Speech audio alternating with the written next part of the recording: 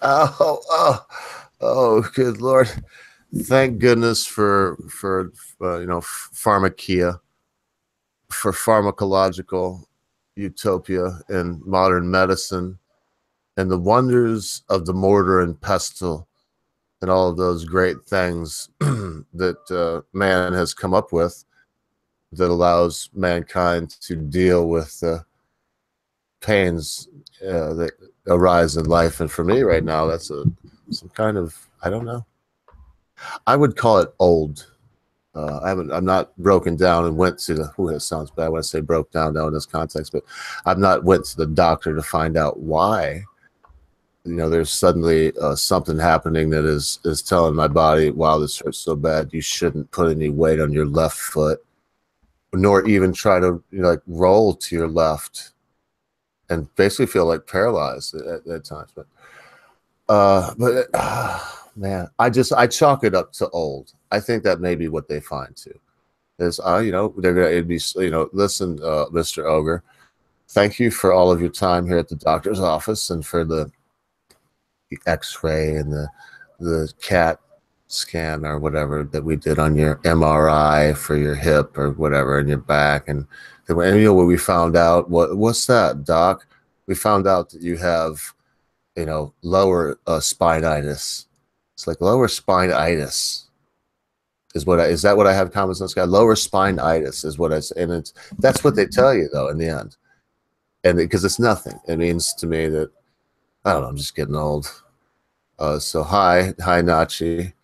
It's good to have you here. Good to have you here, Common Sense. But thanks to that pharmakia that I spoke of, I'm going to be a kind of a piping in bystander, fly on the wall sort of fellow today, and thank my co-host, Common Sense, so much for getting the show map ready today. Yeah. You there? He died. Just well, right there. He might. Yeah, go ahead. No, I'm trying to just inform myself on the Trump shrinks Utah monuments.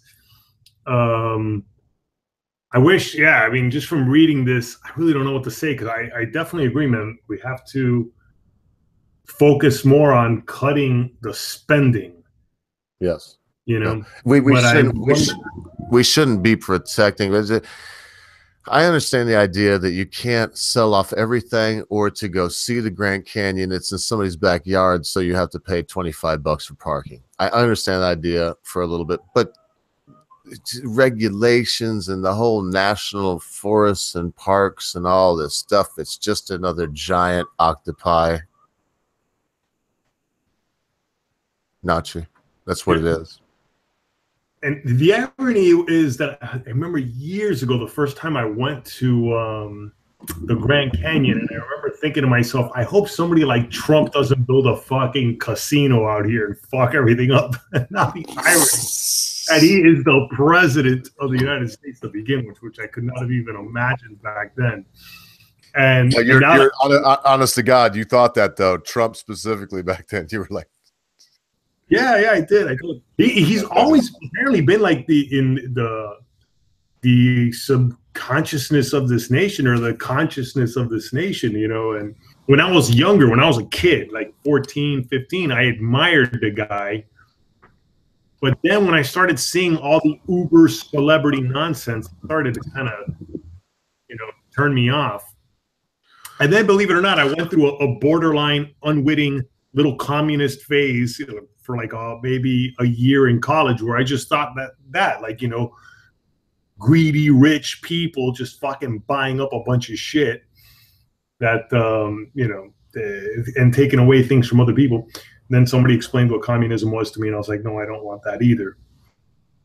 What's wrong with communism, or what part of communism do you not like? The inability to own property, the inability to start businesses, the fact that you would have a totalitarian government as the one-stop central planning, ultimate bureaucracy, and of course, all the murder and torture that comes with a totalitarian government of that nature. So those are the things I hate about communism. But yeah, I don't know what to make of Trump, to tell you the truth. Sometimes, man, it's. But you go ahead. I don't want to dominate the conversation. Oh, yeah, I don't know what happened to common sense, so I reckon I'll have to be more than a fly on the wall. That's fine with me. I do have I would have a couple questions. I'm thinking of Captain Cole Pile, maybe Weltschmerz stories. So don't get me wrong. I'm not going to fight for communism. But what about the folks that say, well, it's been done incorrect in the past, so therefore you get a bunch of deaths, and we should look at some of the good parts of communism and throw out the bad parts, and therefore it would be good if we focused on from each according to their ability, and to each according to their need, and not so much on some of the other stuff. Is there anything we could come? Is there anything good that could come from communism? I love this. Welchmer Stories is saying you're describing USSR, not communism. No, dude.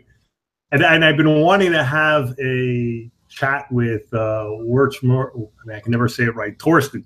I've been wanting to have a talk with him and other guy about that. Because I could bring him on right now if he's willing, but I did think of it as thank you very much. Point there. Thank you very much for that super chat. We much appreciate it. Says you're a man of many layers, Ogre. Thank you for considering multiple points of view, including ones that you do not agree with. I wish you well this Christmas. Thank you very much, sir. Thank you very much, and I wish you well, even though your money will not influence my opinions in any way. And yes, the only thing we have in this life, silver and gold, mean nothing, but diverse ideas and diverse opinions. That's what means something. So I'll say this. Well, Smirts, if you would like to come on, just you, only you, and talk to Nachi, hey, man, I don't think he's afraid. And I can only take your side of the argument so far, Nachi free. Excuse me, not Nazi free. Sorry, two people like my mother. Now I'm going to call everybody's name before I get to the right one. Nachi. So there was only two people. I did it correctly. I called you, which is incorrect. Now I'm going to say Welchmer Stories. There's common sense guy. So should we let these boys, before we go into the to the show proper and get into the show map, while we have Nachi on a hook here, should we let just Weltschmerz come in and let him try to explain to Nazi Free why communism may be a good thing? Is that something that we might want to do? Common sense. It would be interesting. What we'll do is we'll moderate and we'll let Nazi explain his points and let Weltschmerz explain his points. That'll be quite interesting. All right, and while I shoot this out, and look, this is it, though, Weltschmerz. As much as we appreciate you, it'll be just for this. If we go on, I don't know what'll happen from there, but just you come on. It's not to go gang up or whatever. And when he said we'll moderate, what he means by that is he will moderate, because I'm just going to stay out of it and let you gentlemen talk here. So here it is. Yeah, you know what I did? You know what I did find out, Nachi, is Weltschmerz Stories. Weltschmerz is one of those wonderful German words that the meaning of that one word is the difference between the world that it is and the world you would like it to be. That's what's that's kind of almost like Schadenfreude. It's like one word that describes almost a paragraph, they love that stuff, them Germans. They're so efficient that they want to be able to, when it comes down to something that everybody agrees on, they're so bloody efficient, man. That's why they make the best. When you think of the best car, what are you going to get, Nachi? It's a BMW, it's a Mercedes, it's a German usually. Almost a lot of the best stuff is German. They're very precise.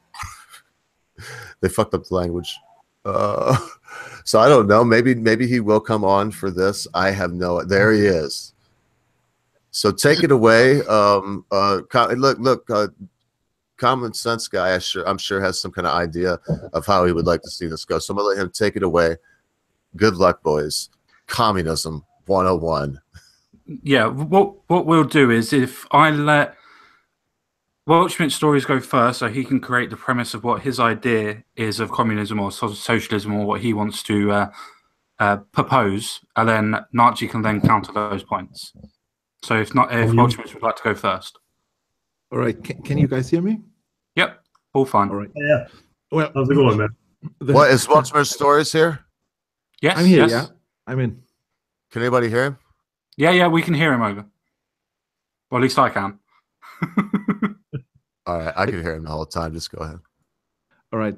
Well, the thing is, I understand the criticism of communism, but this criticism is always connected to the politics of the Soviet Union, of Cuba, of China, and so on.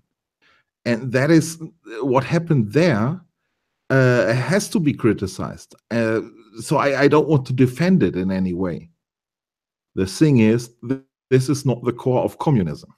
So if we want to talk about communism, then we have to talk about specific ideas. And in my opinion, I do not agree with all communist ideas out there. I agree with pretty much on everything with Karl Marx.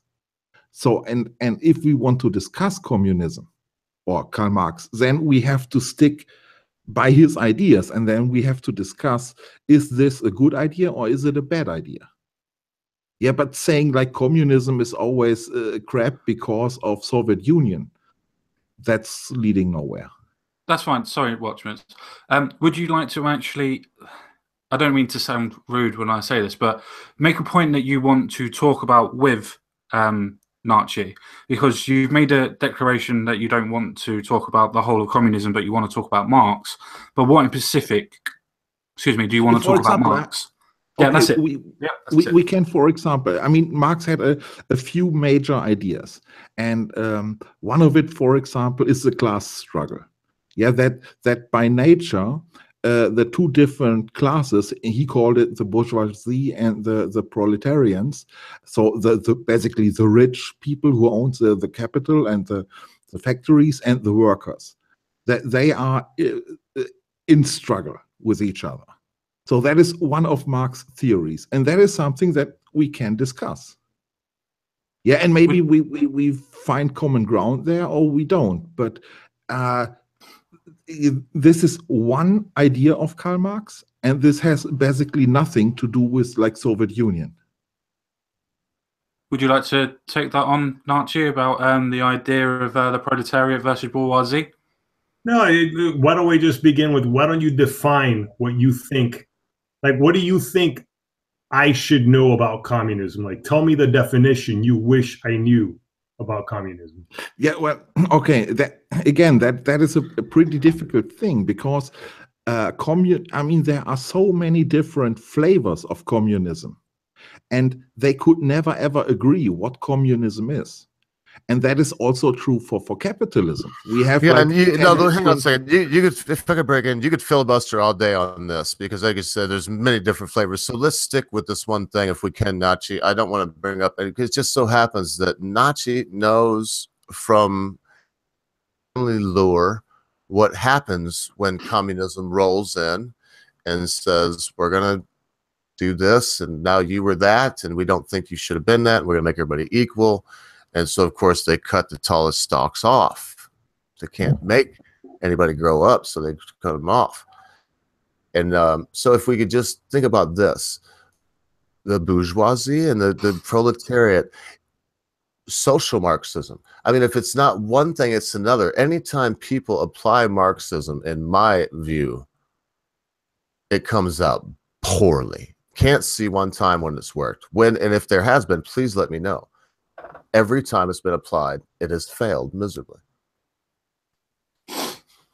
Okay, can I actually just read the definition of communism? I mean, I think maybe that, because it's no offense, Thorsten, you know, I respect your videos and stuff like that, and but I think when I hear like that, like there's many flavors, that's what starts. It's almost like the same excuses that people use for religion and stuff like that. It's like, well, you have to understand it's different. It's not. There's definition, and it's granted a political theory derived from Karl Marx, advocating class war and leading to a society in which all property is publicly owned and each person works and is paid according to their abilities and needs.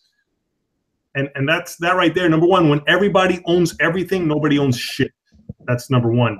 And number two, in capitalism, you're paid according to your abilities. Maybe not your needs, because it's not up to your employer to determine what your needs are, but your abilities, you're being paid for that. Whatever you're but again, that's not true. I mean, if you that is simply not true, because in capitalism, nobody is paid for their abilities. Yeah, when you're born rich, then you will stay rich basically your whole life. If you are somewhere, that's not true. That's not true. You can piss away all your money. All right. Okay. Yeah. Okay. If you want to get rid of your money, then you end up poor as well. Okay. But yeah, when you are born rich, then it is extremely unlikely that you ever become poor again. Or look at all the bankers or the head the members of the board. I mean, they get paid like what, 50, 100 times more than the average worker, and they are not really like more productive or anything. Can I ask a quick question? So saying that capitalism is a fair system, that's simply not true. And again, we have within capitalism, we have the same problem. What is capitalism? Is capitalism what Adam Smith described? Adam Smith in Wealth of Nation was not talking about labor at all. All right, I'm going to break out the dinger common sense if you don't, because before we go filibustering on to long things, I just want to, because what we have right now is we have the definition of communism. That's what we have. Right, and what I say is that this definition does not apply. But then we have the all right, the definition doesn't apply. I don't know what let's stop. What's your definition of communism? Your personal definition of communism? Because for us to carry on any discussion or conversation or converse about this, we need to know what your personal definition of communism is. Not just you agree with Marx and you don't agree with Marx. What is your definition of communism, please, Waldschmidt? There is no such thing as communism. There is no definition for communism. That is the whole point I'm trying to make. There is no definition for communism, as well as there is no. Okay, all right. Well, we only have this is the end result right here. We only have Nachi free until the top of the hour. That means we have him for 33 minutes, and I don't want to use this time lightly. So I'm going to say this not lightly. What I want to do now is let's go with this. Can you go from there, Nachi, and then as it goes back and forth, because you've heard the definition. His response was you can't define it. So let's give him a chance to respond to that, and then we can think of some other questions on communism. Therein lies the problem with all the confusion, and therein lies the problem with all this massive distraction that you see on college campuses, that you see within our political system, that you even see with somebody like Bernie Sanders, who the guy can never truly define a policy, can never give you an actual breakdown of how things work.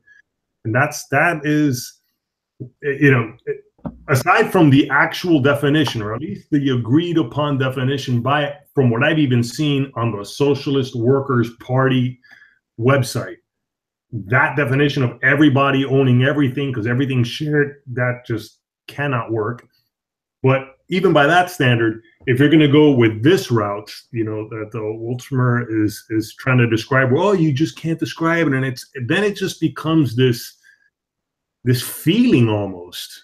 And it's no wonder it'll always fail if it's just going to be a feeling that we can't describe, and it's, hey, but who knows? But what am I, you know? And I don't mean to sound condescending or anything, but that's the problem, and that's what throws off. I mean, imagine for an entire nation, right? For this live stream that we're having, look at the confusion it's already creating. Imagine for a nation trying to like get its shit together and have some sort of economic stability. You can't. You can see that. Are you looking at the chat? Because I got to say that's the only thing I want to mention, because this is my one common sense guy, and I might be spending mine. Who knows? But I'm doing it now. I was going to do the same. You beat me to it. Okay, so you go ahead. Which person were you going to mention? I was going to mention Mr. Matt Barkley, or Barkley. If you can't define it, then it's worthless at the start. I didn't spend mine, and that's exactly what I was thinking. So there you go. So it was, if you can't define it, you can't. It's nothing. Exactly. You have to be able to define it. Correct. Yeah, what he said, I totally agree. That's why let me say this, if I may, while I let Common Sense Guy get his head together, I'm going to let you all have, and I want to start with Nachi. We'll go to you. Let each of you have a minute and a half. It should be plenty of time. Give me a bad example, if you will, Nachi, of communism in action, and then Welchmers, if you will, give me a good example of communism in action in the real world. No flowery. No, I will not do it. That's what I said at the beginning. No, wait. I wasn't talking. I'm not talking to you when I say flowery. Oh, wait, look, I'm doing it. What is that I'm doing? Hang on a second. I got lost in the haze. So for you also, Nachi, no going off. No, but Nachi, no going off into, oh, this could have happened, or if they were so evil that it may have happened. No, only the real deal. So how about that? Well, and we'll give me each a minute and a half, and then Common Sense Guy, get something else on this same thing, because we got two good minds here on opposite ends, and I want to hear myself. Nachi, you ready? Go ahead anytime you want, sir. A minute and a half. Okay, look, the Great Leap Forward by Mao Zedong with China, where it was just this massive collectivization of the entire country. If I'm not mistaken, it was like everybody drop whatever you're doing, and just everyone is. And I think the plan was to have people grow steel. I think that's what it was. Like the plan of the Great Leap Forward, like Mao's brilliant genius, was that he was going to make people grow steel and like produce steel. And so I think people were going around trying to get all the scraps of metal that they could possibly get and melt things down. I think, if I'm not mistaken, and obviously you can do the research, like doctors, engineers, people were like just brought into this. And by the way, Fidel Castro did something very similar in Cuba. I think it was in the 1970s, where he wanted to have a sugar quota of 10 million tons. Same fucking disaster. Just fucking getting people who had nothing to do with agriculture, and just, you have to go to work because we're all in on this together and we all own everything. And they're trying to go by that definition because it's all collectivized and everybody owns. Dude, and they end up being disasters. In China, though, that's where you have the mass starvation of millions of people. Because people, instead of, and that's the weird thing that's very counterproductive. You would think central planning would make sense. You would think that something like that is what would allow a country to be fed and for construction to happen, and say, like, okay, everybody who's between the ages of 18 and 23, if you're a male, you're going to work in the construction industry because that's where we need you. And all females between the ages of 23 and 27, you're going to be nurses. It seems like that would work, but it doesn't. What actually does work is just let people do what they want to do for the most part, and organically shit does come together. That's the amazing thing. Most people know what they're good at. Most people know what they want to do, and you will have an organic filling of, for example, the healthcare industry. It'll take care of itself. Believe it or not, you do not need the government to come in and do that. So that, I think, is one of the classic examples of when communism absolutely just not only failed, starved people by the millions in China. Let alone, I mean, what happened under Lenin and Stalin with Russia and stuff, where they actually even started implementing some capitalist ideas. They had to do it in the end. They were like, okay, you know what? We're going to need some, people who know what the fuck they're doing. And that is the quote unquote class struggle, because it's always, that's almost used as the cudgel. That's used as the incentive. So anyway, that's all right, man. and that was a little bit over. I thought I was muted. I was like, "Huh, you don't hear the ding, ding, ding, ding, ding, ding, ding, ding." But that's okay. What I'm going to do is I'm going to give Weltschmerz the same amount of time. So there was an example of a failure. Give me an example of, and that was, I would say that was I think that common sense would agree with me. As he gets the next one ready, a question after this. What would be an example of where communism is succeeding or has succeeded, Weltschmerz? All right. Let me first answer this, because the first question, was Marx a member of the Communist Party either in China or in Russia? No, he was not. Russia was 80 years later, and China was 100 years later. But see, that's I think that's the problem whenever you try to ask someone that. Okay, let him carry on. I will, but I will, but I haven't even started his times, because here's the problem. That's one of the issues when debating someone that comes with communism, is that there's always some kind of disclaimer. And no, but we would just say, so do you have, in a couple minutes, since now she went over, an example of when it did succeed? Start again, Weltschmerz. The thing is, we are not discussing communism here. We are discussing different political systems. Marx was not a politician, not at all. He was an economist, and he was writing about economy. And what happened afterwards with the Russian Revolution, or with the Chinese Cultural Revolution, was 80 or 100 years later, after Marx. So I can also pick whatever random politician I like, let's say Trump, and then I say, yeah, well, Trump, it is in his responsibility that all the children in Africa are dying. He killed all the children. It would be ridiculous. But with Marx, that seems to be perfectly fair. That's ridiculous. If we want to talk about Karl Marx, we have to talk about economy, and not about politics. He was not in politics, not at all. But what's the example of when communism has worked? In modern society, there is basically no example. Thank you. All right. Yeah. Yep. No, that's fine. All right, so I'm just going to clear that out in common sense. If you got something for the boys, I have, but I got one more point. I just got 1 point to ask Weltschmerz quickly. If Karl Marx wasn't interested in politics, why did he write the book, The Communist Manifesto?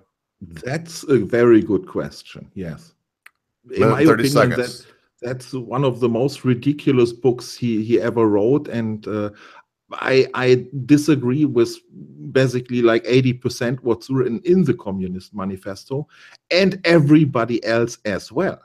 So it's not that the communists agree on the Communist Manifesto. Basically, nobody agrees with this book. Yeah, but so if you want to blame Marx, then it's very easy. Take the Communist Manifesto, say, okay, this is written by Marx. This is all of it is pretty much bullshit. Yeah, that's a fair point. I get it. The reason why I say that is because you can't say that Karl Marx didn't write anything to do with politicians or anything political, when even when you make economical stances, you have to make a political stance with the economy. That's why I put that into it, because if you're making changes to the economy, that means you have to make changes to either your constitution or to the actual point of what legislation is made. So that's a political stance to start off with. By the way, I actually do have an example of when communism has actually worked in the modern day by the Mennonites. And communism, like the concept of everyone sharing property, especially land, people buying large swaths of land and then tilling the land. The Mennonites have done this. And if I'm not mistaken, the Mennonites are originally from Germany. All right. I have no clue about them. Yeah, you can see like little islands, let's say, who work in a communist fashion, and they are pretty much working. So, but you can't see this in a whole system, like a whole country. Venezuela. Well, if you want to, just really quick, if you want to get rid,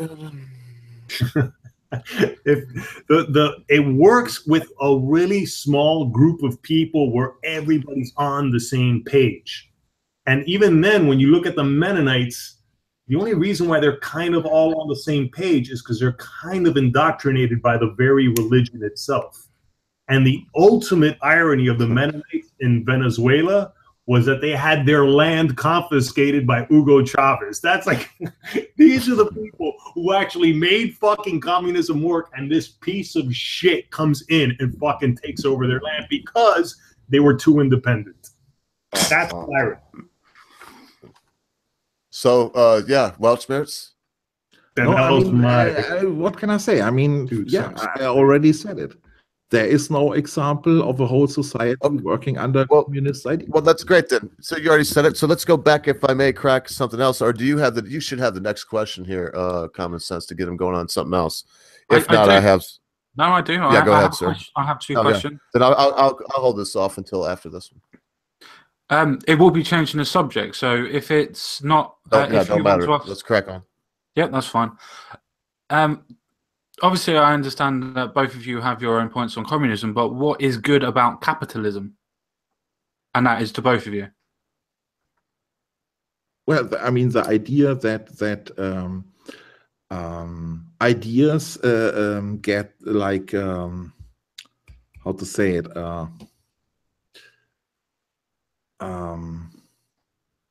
That good ideas pay out. That you get like how to say it. Damn, my English is not good enough. That you can take advantages out of good ideas. That is a good thing. That you get incentives for good ideas. Yeah, that is a good idea. Yep. If you have like a economic system that is pretty much broken, then and if you want to start an economic system, then capitalism is way more efficient than communism. Way more. I would totally agree on that. If you want to get things rolling, then capitalism has way more power than communism. No, that's fair enough. Is that your final word on that one, so to speak? When you ask about positive things about capitalism, yeah, I would say so. That's fine. Passing on to Nachi then. Okay, so what is the question? What's good about capitalism or what's bad about it? Well, if you want to take what's bad about it, that would be quite interesting. I'll even say what's that'd be better. Mm-hmm.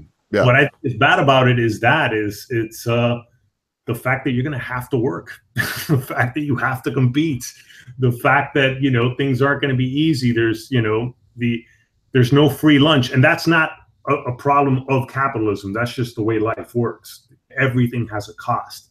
And that's where it does become, it seems cruel. You end up getting like this almost inevitable unfairness because there's bound to be winners and losers.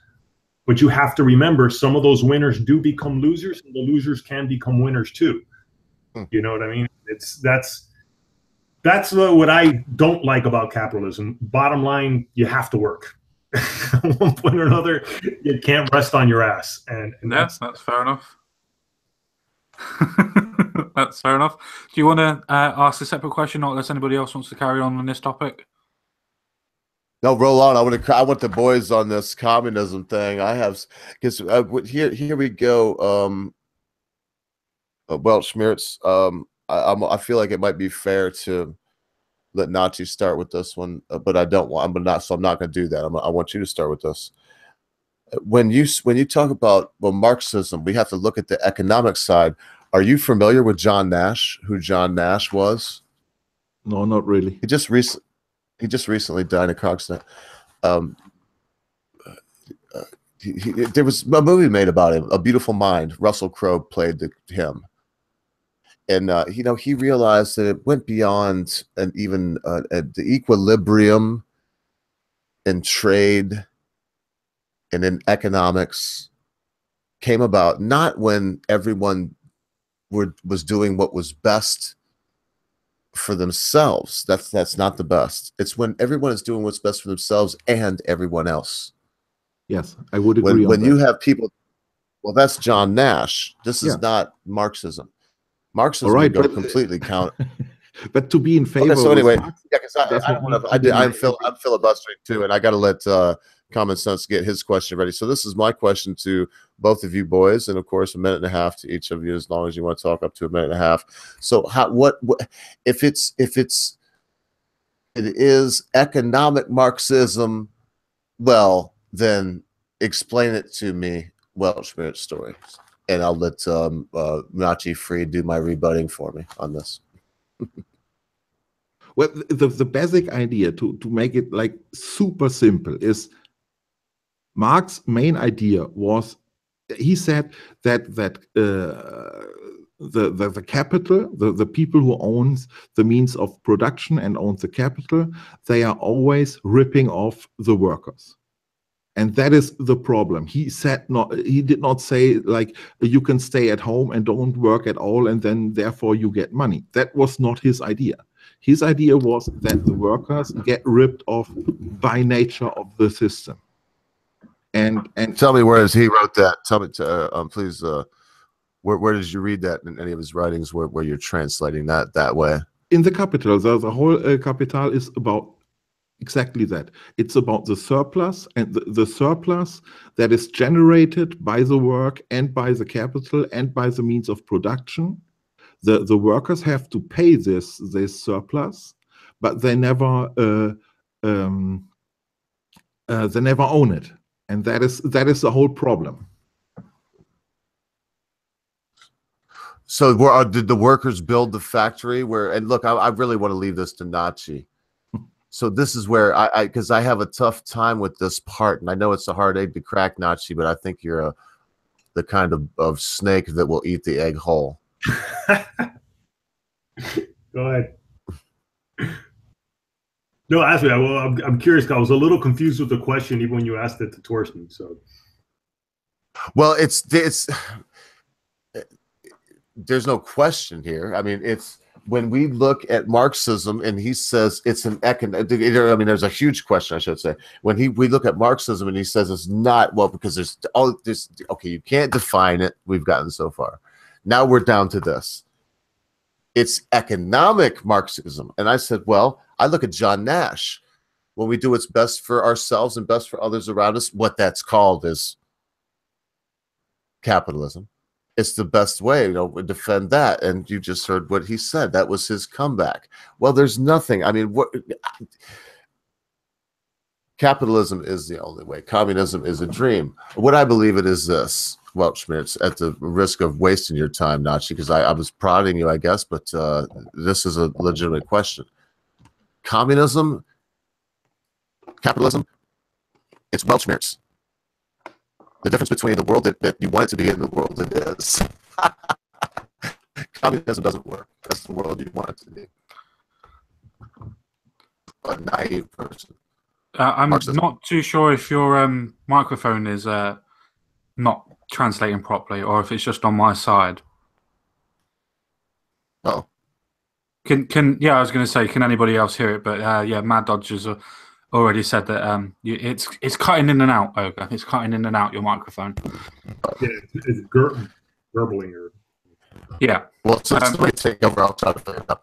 Yeah, no problems. I've got a little question, which is obviously going to be directed first towards Weltschmerz stories.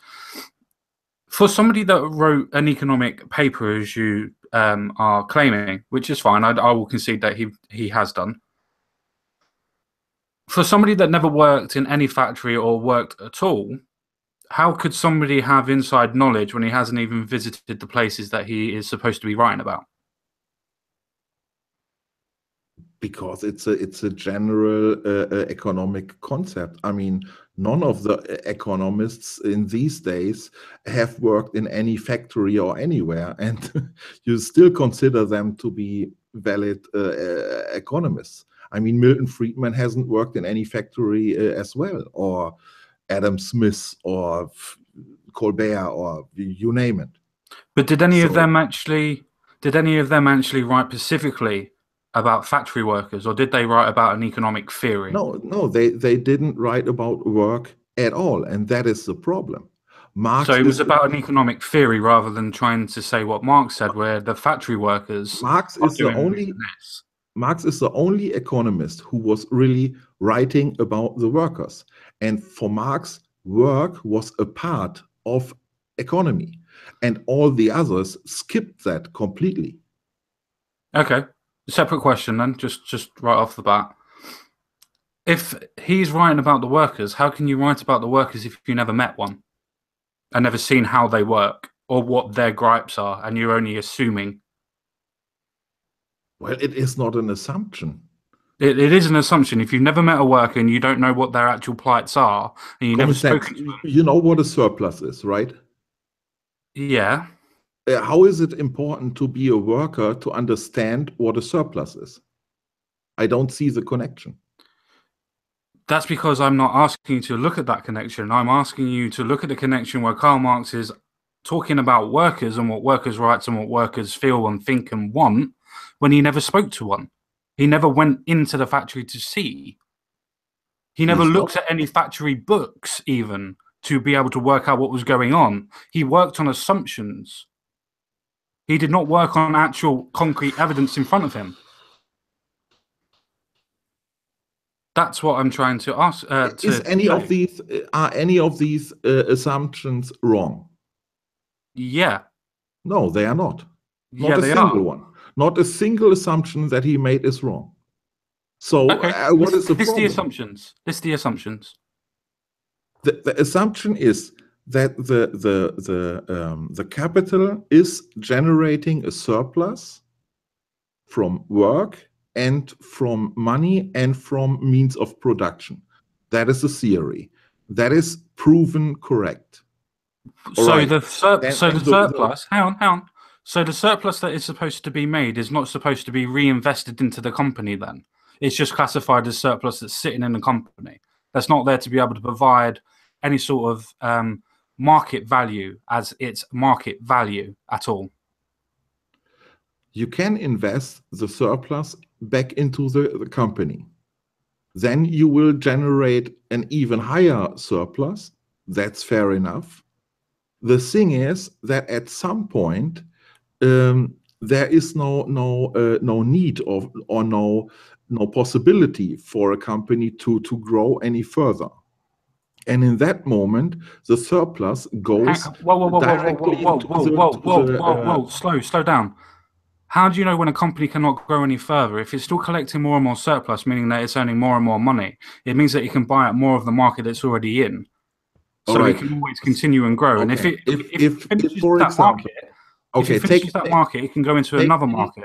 Take any bigger company, for example, BMW or whatever company you like, yeah, and then triple their factory size.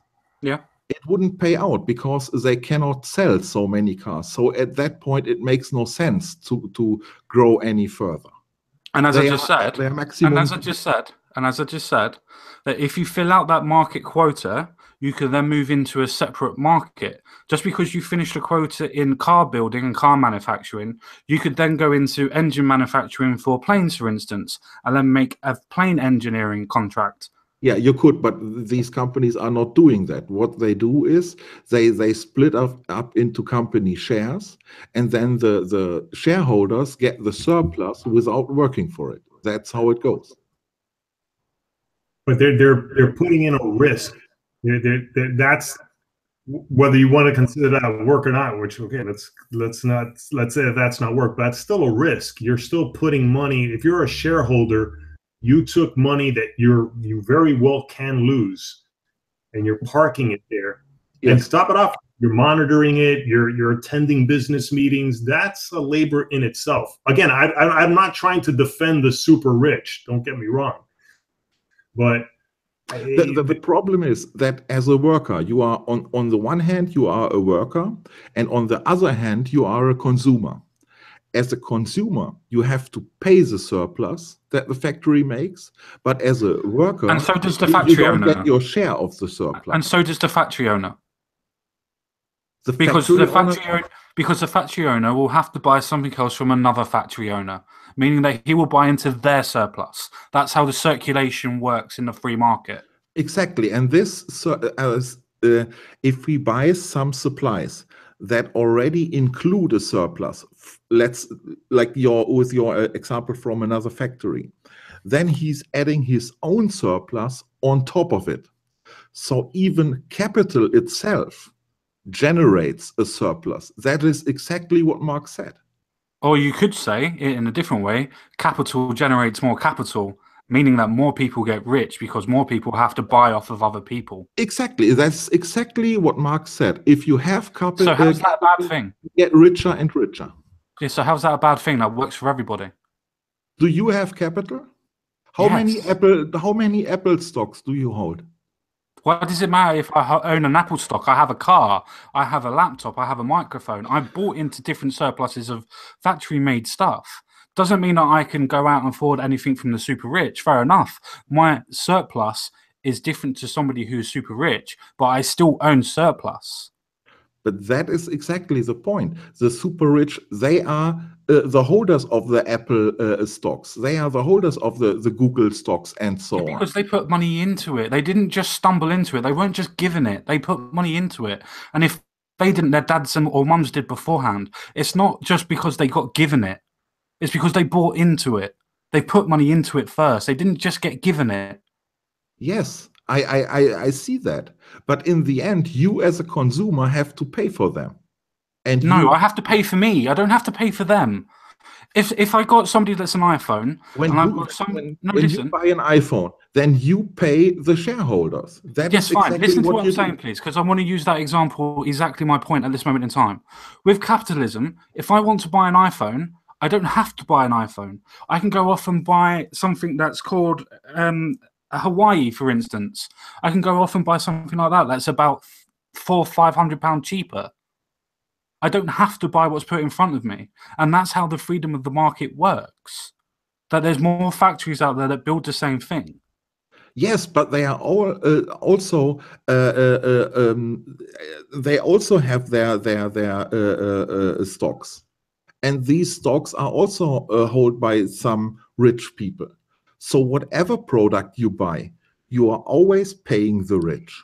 That is the problem. Yes, because the rich put money into buying the stocks. If I wanted to go into stock markets and understood how it worked, I could put money into stocks. It's not a rich thing. Just because I don't want to put my money in doesn't mean that I am not part of the super rich or have the opportunity to become a super rich person.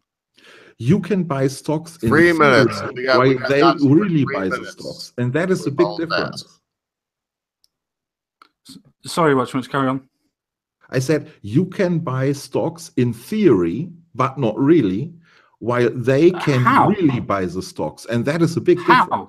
How does that work? I can stocks because you don't have the money to buy them. Yes, but they have the money and they buy these stocks. So for you, it's a theoretical value, but for them, it's a real value.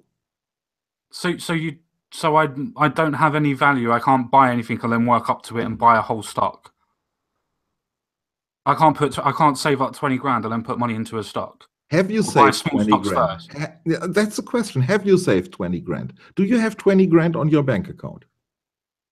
I guess not. Whoa. No, yeah, the most people. No, I don't. Right now, I don't. I'd give it exactly, to him. So and that is the point. The most people don't have 20 grand on their bank account. No, Watchmen. It's not the point, mate. Wow. Because if I was working and I saved up for 5 to 6 years, I would get 20 grand, and then I would put money into a stock. Then after that year, I'd probably get 50 to 60 grand. Then I buy more stocks. Then I get more stocks. Then I get more stocks. That's how capitalism works. No. That is capitalist utopia because you don't have the chance.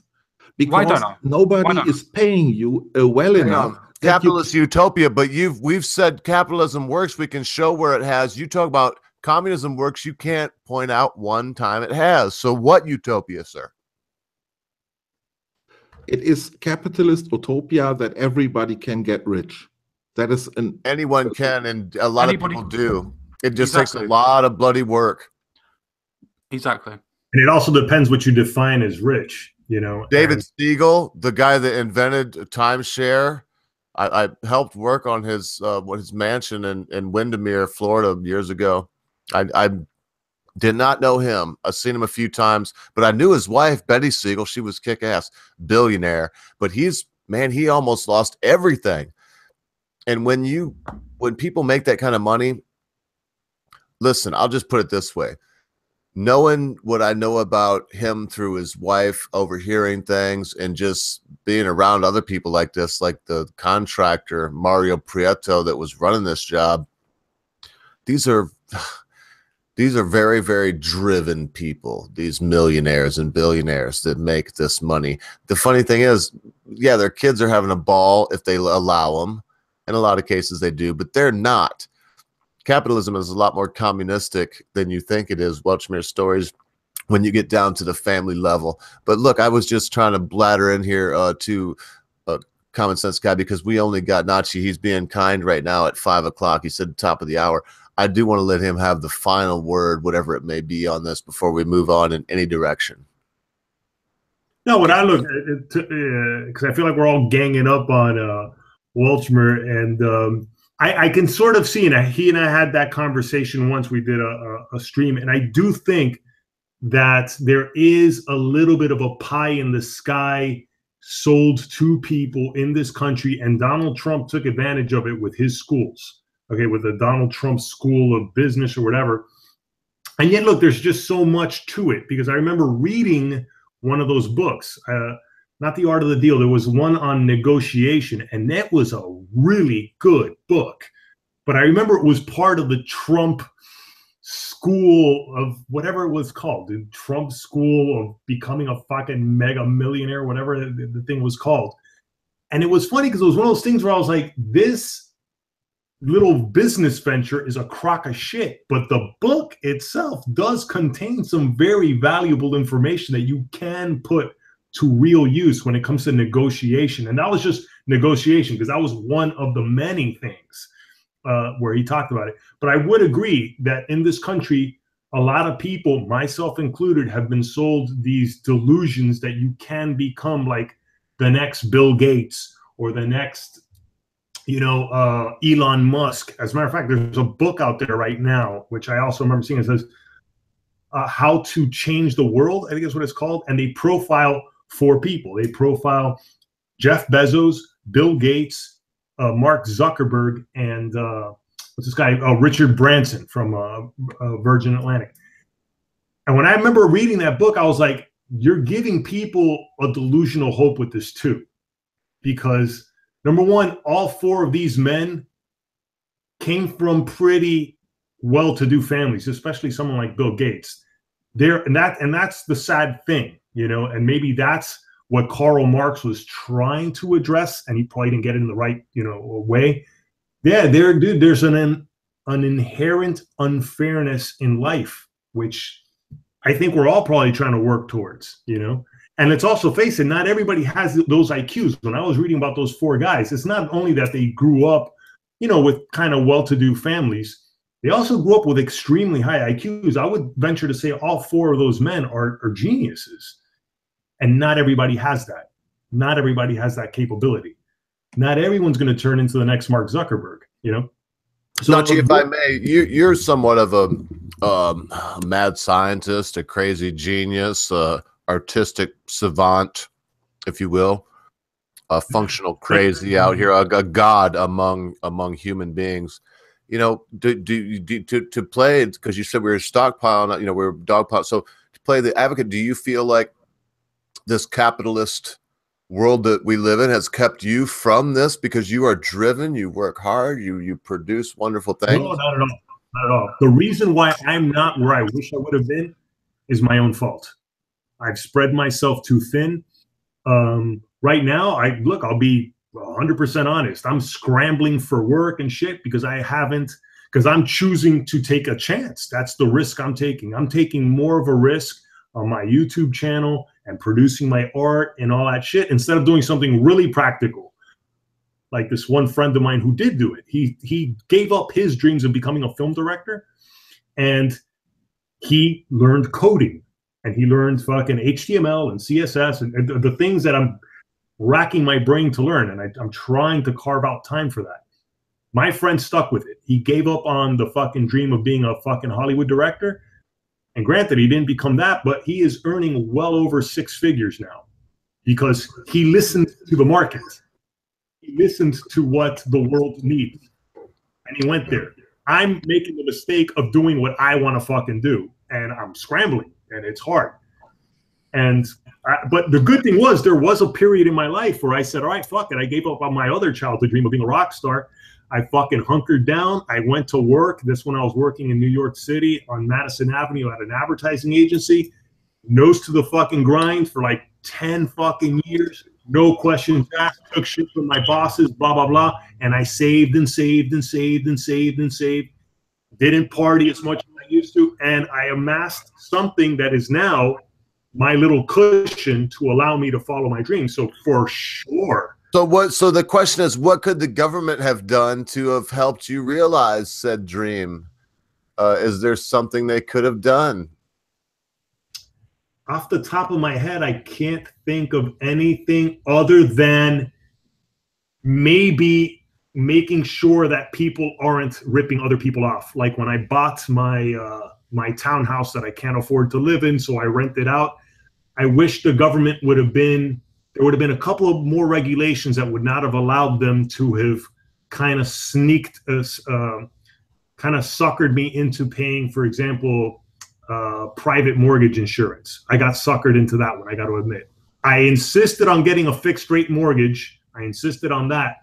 But they duped me into putting only 5% down instead of the 20% down I was going to do, and blah, blah, blah.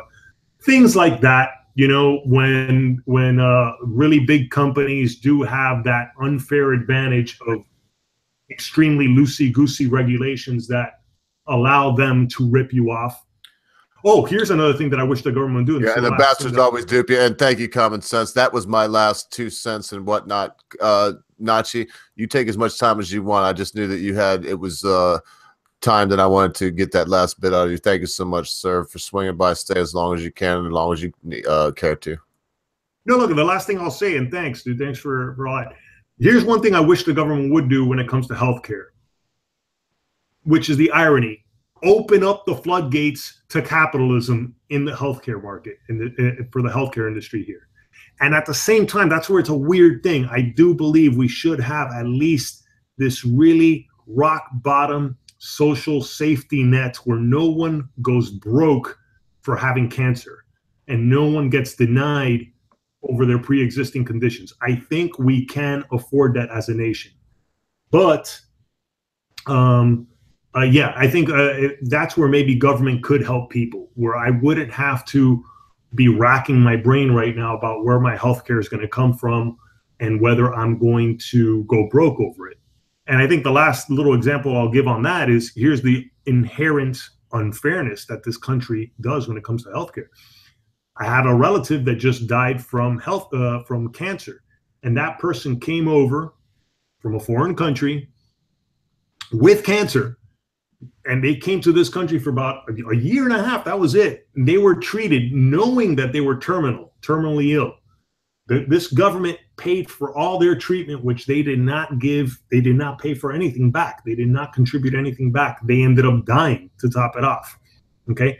Their family doesn't owe the government anything. That person cannot possibly pay anything because that person was poor when they came over, and they're dead now. We live in a wonderful country where that happens, Nacho. We live in a great, you know it's true. But here's the problem. I know it's a problem, and I know that you're not saying this is a positive thing, but I just want to point out, when people say there's going to be X amount of millions without health care, no. In this country, no one is turned away at the gates, but carry on. No, here's the thing.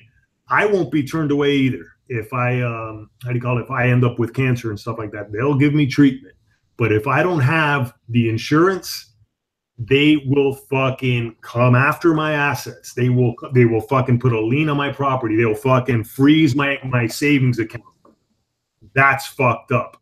That's something that I even wonder. I was about to say that the government should fix. I really wish I knew how we, the people, could fucking fix that ourselves. But with that said, dude, thanks again for having me on. Thanks for all the compliments. It was great talking, man. I mean, I could probably be here for like another 15, 20 minutes because I've loved these conversations. Oh, you stick around there, because what I want to do is I want to we're going to go into the show map, I'm sure, but I want to make sure that comedy, because look, this is such an important thing. And it's not an often common sense guy where we're going to have, well, I guess with these two boys, we could line it up a lot if we really wanted to, but it's happening now. And the fact of the matter is we have someone here that stands firm for communism, someone that I would say stands firm not. We heard some really good arguments about it. And I think it's wonderful when I hear Nachi say things like, no, look, if I haven't made it, it's me. No, same with me. I haven't made it, it's me. I sit around here and smoke dabs of resin, marijuana resin, and whatnot, because I worked hard and made some decisions that panned out well. And Welshman stories, I come from nothing. Come from a podunk little town called Pee Wee Valley, where people were either really, really, really rich and had horses, and we had a doctor that would live, or they were really poor. And my mom was a nurse at a time when nurses, she made a couple $250 an hour, I think. We were really poor. And and I'm not rich now by any stretch of the imagination, but decent choices and working hard have allowed me to live in a fashion that I don't think communism would allow. Because I'm glad I got the life I got right now, because as my back is out and I'm down and out, I can go to the doctor because I've paid a fortune over my lifetime to premiums for healthcare now, mind you, for my insurance. But because of that, I can go whenever I want and do the things that they got to do. And I see the best people that around here and the whole 9 yards. Anyway, I'm blabbering now. So I really want to let common sense have at you too, as long as Nachi's going to be here. Because this is important, and if it's important common sense, and I'm just on the back medication right now, and it needs not be important, you just take over, brother, and do what you got to do. Yeah, I mean, I've only got 1 point for Welchmich, which I've been saving. You quite rightly mentioned contractors, as in being a builder. Now, that industry is an amazing industry. You can start off as a labourer at the age of 16. You can then become a builder's mate. You could then become a plumber's mate or an electrician's mate or whatever. You could go into so many different fields at that point in time and move up and then buy your own company or set up your own company, do what you want to do. That is the perfect ideology of capitalism. Starting off from nothing, working your way through, learning your trade, providing money and assets, buying what you need, setting up a business and pushing it through. In socialism, you can't do that because you can't go off and buy all the different things because personal property doesn't exist. And that's where I'm at. Not true, because Marx was not in denial of personal property. So, I mean, I thought he wanted everything to be private. I thought he wanted everything to be owned by the government. No, nobody wants that. The Communist Party wanted that, but whoa. Well, so in Marxist economy, who owns property? Marx was pretty much agreeing with Adam Smith. He was just adding labor on top of it and talking about labor and the different interests of the capital and the people. Instead of just saying names like Adam Smith, I may get the gist of it, but other people might not. So what was he agreeing with? I mean, who owned property is what I'm asking you. Adam Smith is basically called like the father of capitalism. Yeah, he was the first to write down the principles of capitalism and how capitalism works. See, it's folks like you that are dangerous to me, Welshmans, because you're analytical and intelligent, and you're the kind of people that would decide when I was 72. And yeah, you could probably keep me alive a little bit longer, but I lived this ripe old age, and you can look back in my folder and see that I drank a lot of booze, and so it's death panel kind of guy is how you strike me, is what I mean to say, sir. I don't get it. It's not a problem. Right. By the way, I'm not going to explain it. That everybody got it. Walter, let me ask you one thing though. Why do you? And believe me, I'm not asking this condescending or anything like that, or trying to be a smartass. But why do you feel such a strong need to defend Karl Marx though? Because I've noticed that with a lot of other people, and there was an interesting debate between academic agent and this other guy when they were talking about Marx's labor theory. I don't understand why people hold Karl Marx in such a high esteem. Any reason why you do, or? Yeah, sure, because I have the feeling that we are constantly get ripped off. Our wages go down and down. I see the rich getting richer and richer. Our life gets worse and worse, and we have to analyze why is this going on? I mean, what is the failure of our system? Because we clearly have a Can I ask a quick system question? failure. And there are not people not many people who can answer this. And Karl Marx is one person who tries to give some answers to the problems we are facing. Sorry. Can I ask one quick question to what you just said? How can we be better? How can we be worse off now when people used to die of polio? How can we be worse off now in life, in society, when people used to die of polio? Just literally about 50, 60 years ago. What has this to do with economics? Nothing. You just said that life is worse for us now than what it was. Yeah, not like 200 years ago, of course. Yeah, but I'm not talking about 200 years ago. I'm talking about 50, 60 years ago. I'm talking about a generation ago. Yeah, a generation ago. A generation ago, you had one family member working, and they could afford a house. They could afford a car or two. They had their kids going to school or to university. That was like 50, 60 years ago. And today, who can afford this? The rich people, the few rich. Well, my mum and dad were able to do that. My mum and dad were able to do that when I was growing up. My dad was the only person who worked in my family. Yeah, you see? Yeah, but I'm just saying, I'm obviously younger than you, so I'm a separate generation. I wasn't alive 50, 60 years ago. But my mum and dad were able to do that when they're bringing me up. They were able to do that. I lived through the 90s and the 2000s. That was when I was growing up. But today, when you have like kids, then it's more or less usual that both parts of the family are working. But is that due to otherwise they can't make a living?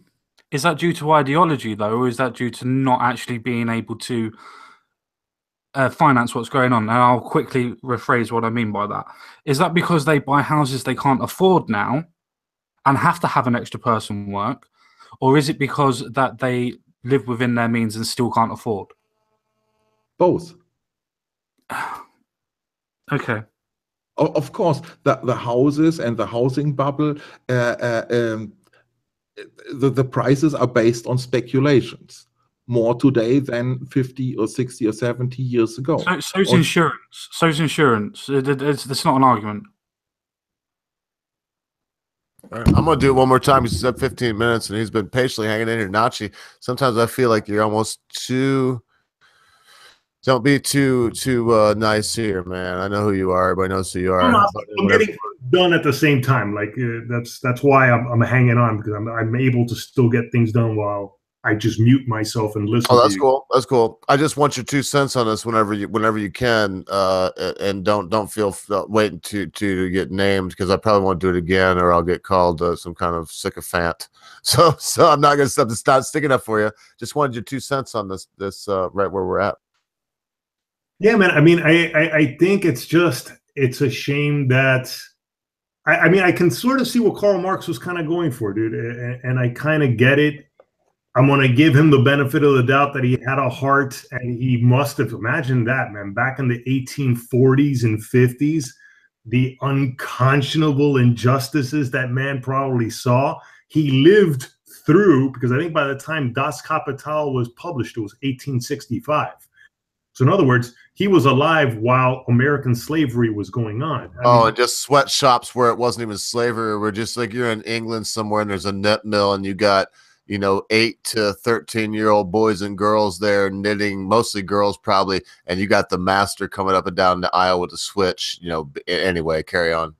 No, yeah. So I try to understand where he was coming from, what he was seeing. And I've never read Das Kapital, but I do have a copy of the Communist Manifesto. And you could literally just feel the the anger that this man had for seeing that. You know, it's that the Communist Manifesto was a little screed, basically, of that time, and he was right. It's true, there was massive abuses, and especially over in Europe.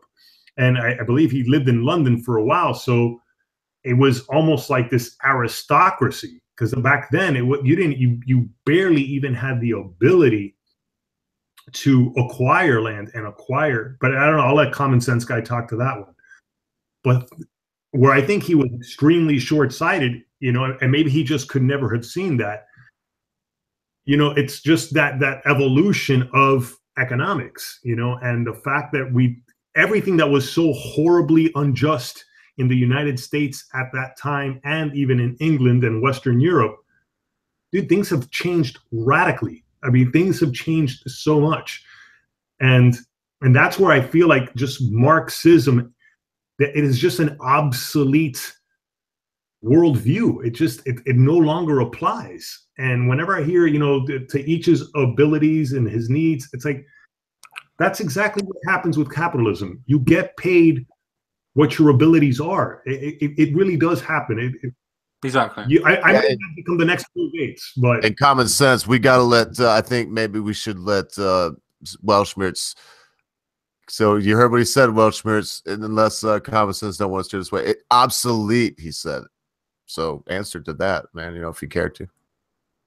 Well, yeah, fair enough. But yeah, look at the theories and then decide for yourself if they are obsolete or not. All right, listen, I'm not going to read the theories, so I'll just one more time, and if my mate agrees, give us, if you will, without saying it's too complex and whatever. I think we will all give you an easy. If you can't explain something in a nutshell in 5 minutes, you can't do it. So we would all probably be equal in unison, saying you have the floor. Explain to us, if you will. I already explained how surplus works, and there was no response. The response was, yes, but there are a few people in America who are rich. That is not an explanation for anything. Okay, so hang on. Maybe I was in a daze. Was there an explanation, Common Sense, and I missed it? Because I did not get it. No, there was never an actual explanation at all. All right, so there was not even a definition. Yeah, I just turn it over to you then, Common Sense, because there you go. There was my question again, and I offered to give the floor, and so there you go, man. I think there's no explanation for it. Therefore, no one wants to look foolish. Therefore, someone says, if you really want to understand, I can't. Oh, that's the British voice. I can't even do it, man. I was trying to find a mocking voice. I think the best thing to do in this is to draw a line under the sand and go, everybody has their own perspective on what will make the world better. Now, this is not to pick on anybody. But if you cannot explain what your ideas are, you might want to reevaluate them. Because if you can't explain what you mean, you can't explain it to anybody. It has no meaning. So if you have something to stand by and you think that this is going to be a better world and a better place by using this idea, then you have to be able to explain it.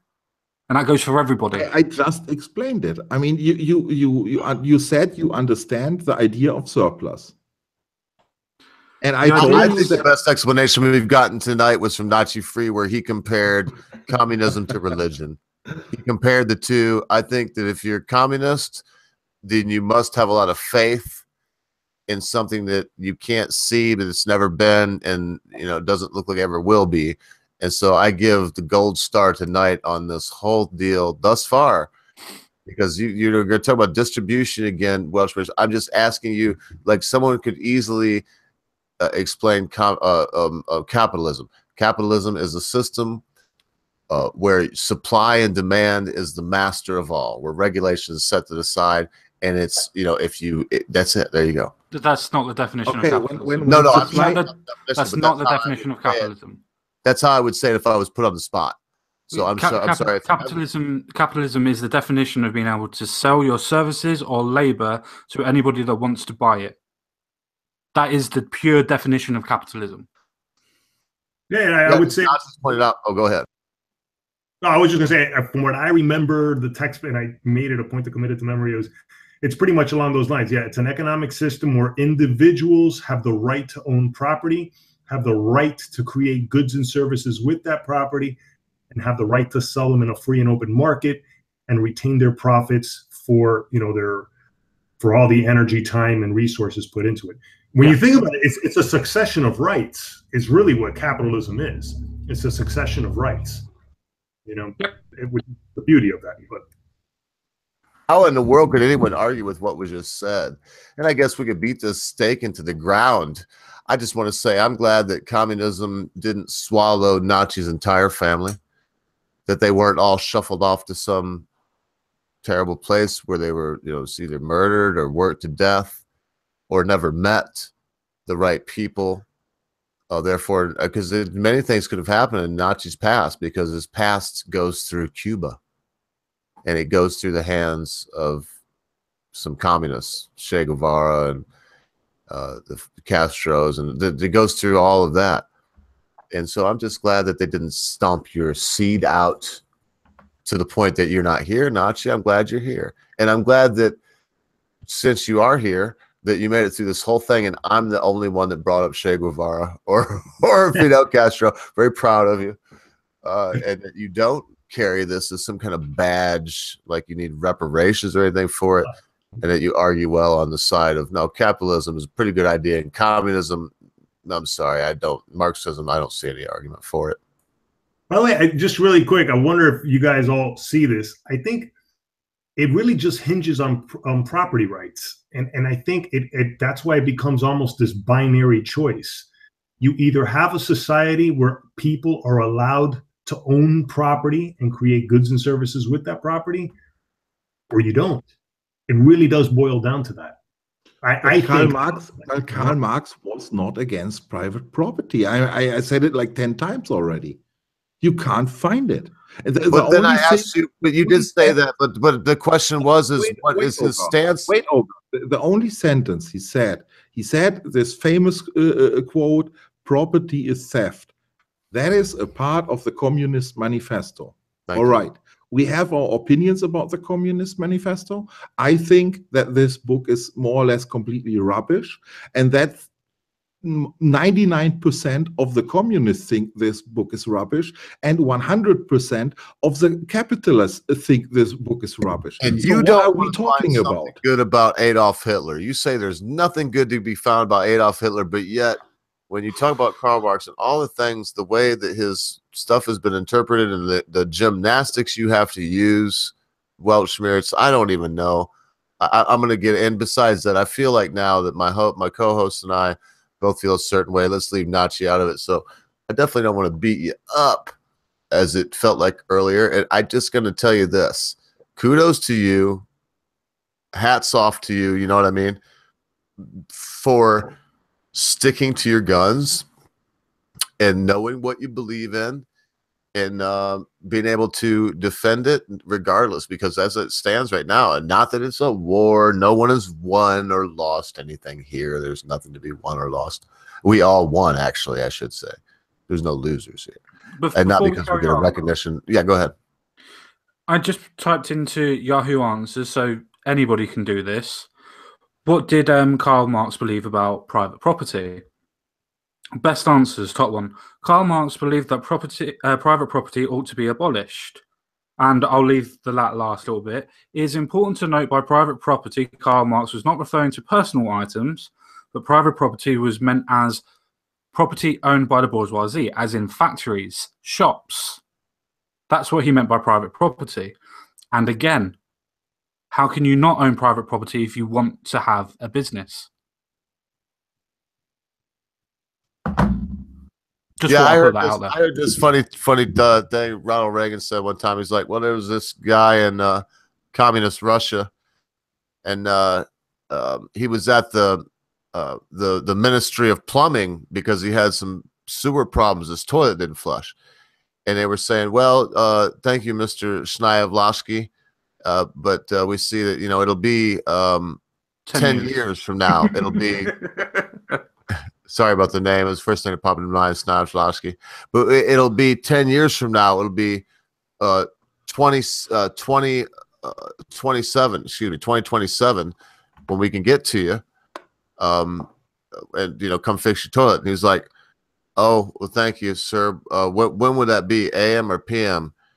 He said, AM or PM, it's going to be 10 years from now. He said, yeah, but I have a dentist appointment that same day. Thank you for laughing at that. It was dry, but there you go. The humor's there. And that's my idea of communism, man. It just, where and why. The only comment, here you go. We've got another good one here, and I'll use it now because it's an echoing of pretty much what Matt said about something earlier. It says, Ogre. This is from Loafer, very excellent follower of ours, Common Sense guy. He says, oh, Ogre, when religion falters, political ideology takes over. And, oh, man. That's perfect. Perfect. We see that in feminism. We see that in lots of different ideologies that normally start with ism or finish with isms. And to a degree, you could use that for capitalism, I suppose, as well. Everybody completely and utterly believes in all the ideas. Well, we beat shit up out of this. And I'll tell you what, Common Sense guy worked hard today. He did a show map, and I'll be damned if we're not going to get into nothing. I'd rather cut my own throat. So we really want to thank you, boys, for talking about this tough topic. But what I'm going to do is now just turn it over to yeah. And if you got one last word, fine, brother. As a guest, of course, you'll have it, Nachi. But before you do that, let me just say, we'll go on to whatever you want. Common Sense. You don't have to go in any order. And anybody that's left around, of course, I will be here. We can hit on any of this stuff. So what you got, Notch? One last thing before I turn it over to Common. No, I just want to say, man, thanks for having me on, dude. I loved talking to you guys, and now I'm going to have to go do shit I'd rather not do, but can't be behind the computer anymore now, so. Pleasure's all here on this side of the table, sir. Thank you for being here. Thank you, Nachi, for coming, mate. Thank you. Sure, bro. Talk, man. Later. Laters, mate. Yeah, so rock and roll. And okay, thank you for inviting me too, and continue with your show. But before you go, Watchmitch, before you go, mate, thank you very much for coming on, my friend. Sorry that it was a little bit dogpile-y, but thank you very much for coming on, and well done for defending your points, my friend. Thank you very much. Thank you. See you soon. Bye-bye, mate. Thank you. Join us in the chat now, Welshmans. Yeah, and you know what? We might have been a little dogpile-y, Common Sense, but, hey, so it's a hard, I mean, I don't want to, everything I can think to compare it to, I don't even want to compare it to, because it's all horrible and it's all like the worst things I can think of when I think of this idea, Marxism included, be it social Marxism, any of it. So yeah, man, come on. I'm glad the boys were here, but yeah, it's nice that they're gone now. We can get on with the business of the day. It was fun to have a couple extra folks up here, but now let's do it, man. I can do it. I'm not dead. I'm just a little high. Common Sense. Thanks for being here today. That's all right, mate. That's not a problem. Oh, what should we do? I suppose an eeny, meeny, miny, mo will do today then. Oh yeah, any way you want to do it. I had a couple things, but yeah, like I said, you pick the first one because they're all good. You got some good stories here. I would like to use number 3. Was this a homophobic attack? To start off with, if we may, would you be able to screenshot share that one at all? Are you kidding me, man? It's already being done. Well done, mate. Thank you very much. Thank you very much. So, as you can see on the top of this, you have men sought over gay apology attack on Jubilee train. Now, the wording of this is quite interesting for the title, because it's not a gay apology attack. It's the fact that they attacked a gay person and made him say sorry for being gay. So don't let the title mislead you on that one. Oh. And I'd just like to point out. So hang on, comments, please. So, in other words, these lads got a gay person. No. If you look, you see the gentleman that's on the right, the one with the hood that's closed. Yes, sir. You see the. I'm not trying to be anything, but you see the color of the skin. Yeah. That's it. If you look onto the opposite picture, look how that hand is gripped onto that bloke's jacket. If that's not an altercation and that bloke looking for help from his friends, I don't know much about human psychology. Now, hang on. So help me. So the hand on the jacket, that is, do you think that is the hand of the man with the hoodie? I am pretty sure. I'm around 80% sure at that point in time. But Okay. there was a group. There was a group that attacked another group. And he was saying, who is the gay person in this picture? Is it the person with the hat on or the hoodie? I believe it's the hat. I believe it's Okay. the gentleman with the hat. So the person with the hoodie comes up to the gentleman with the hat and says, "You're gay. You're gay. You've got to apologize for it because you were gay." Basically, pretty much. Basically, what happens is there's two blokes that I presume are of this ethnicity. One of them grabs him in a headlock. The other one starts hitting him and then threatens to stab him, and then forces him to apologize for being gay. Well, right here it says police are searching for two men after a teenager was attacked on a tube train and forced to apologize for being gay. The 19-year-old had been traveling with friends on the Jubilee line in southeast London on the 21st October when he was verbally abused by two men. One of them put him in a headlock while the other took his phone and threatened to stab him.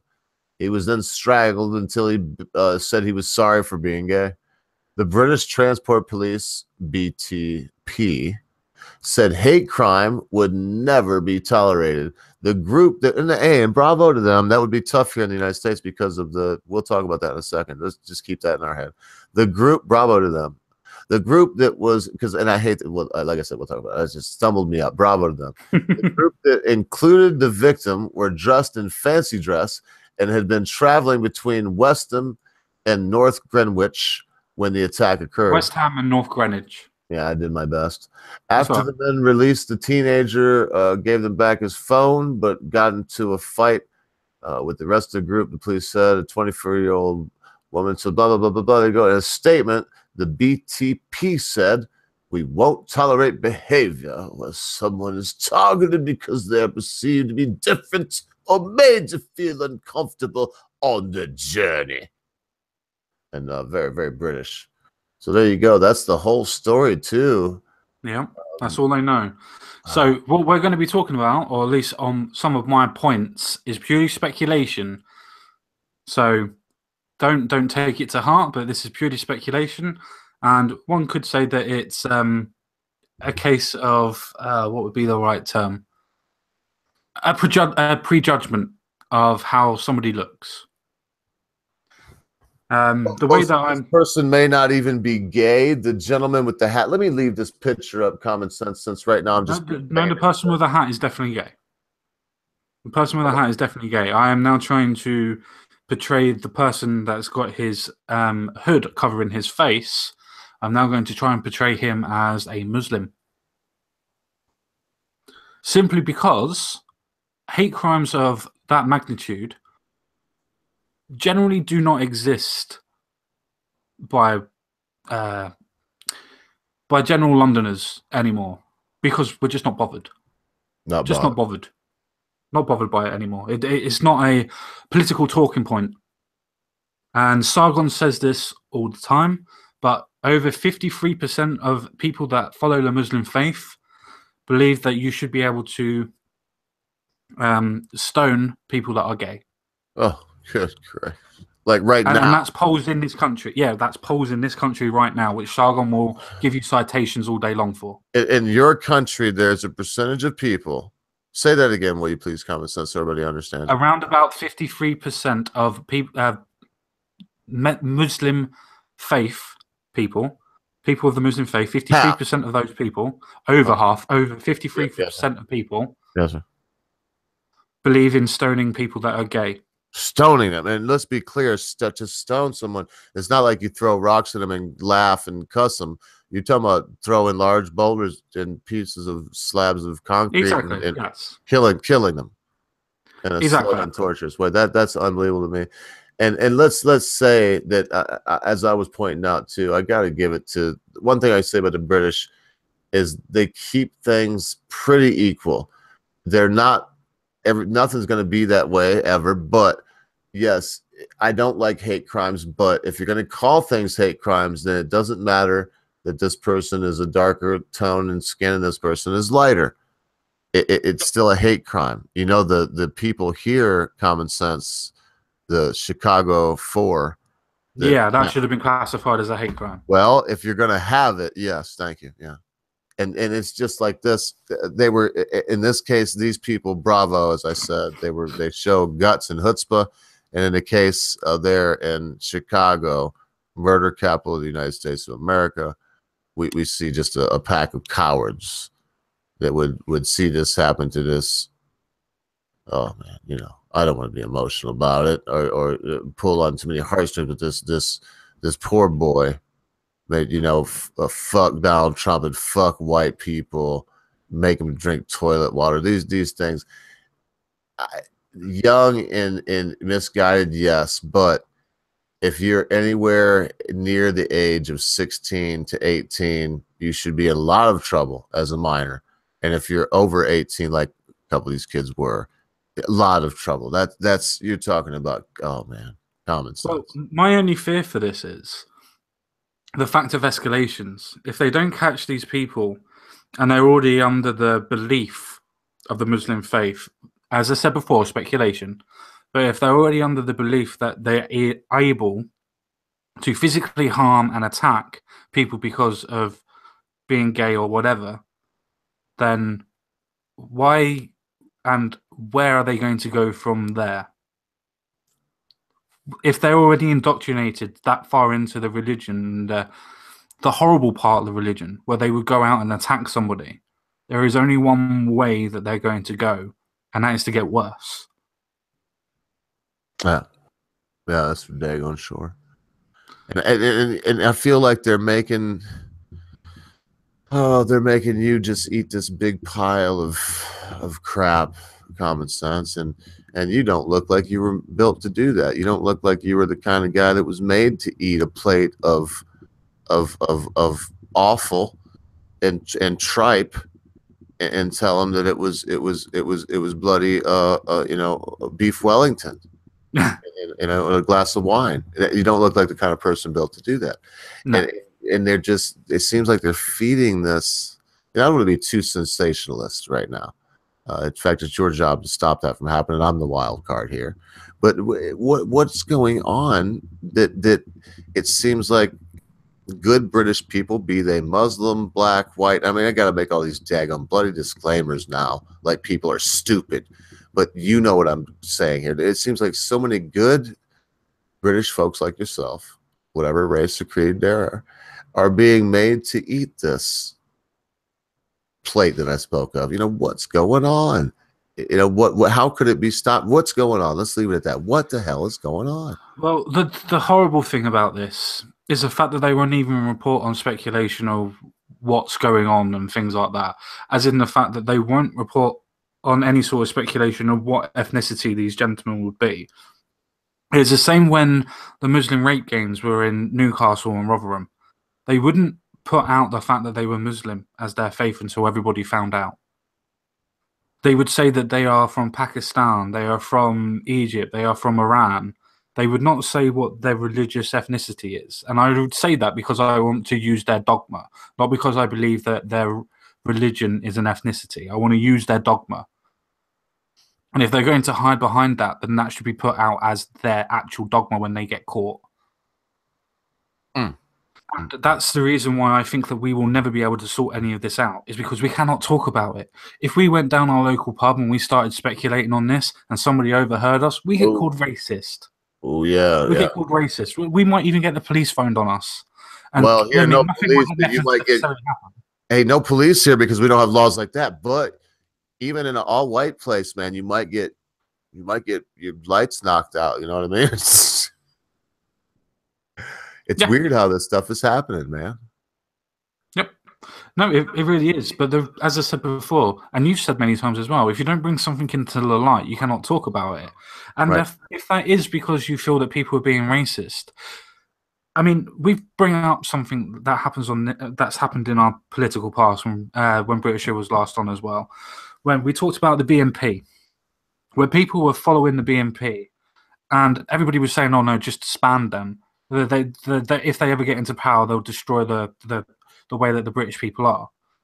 Now, the way that this worked was everybody said no, let them continue. We'll have a debate with them and show them for what their real feelings and views are.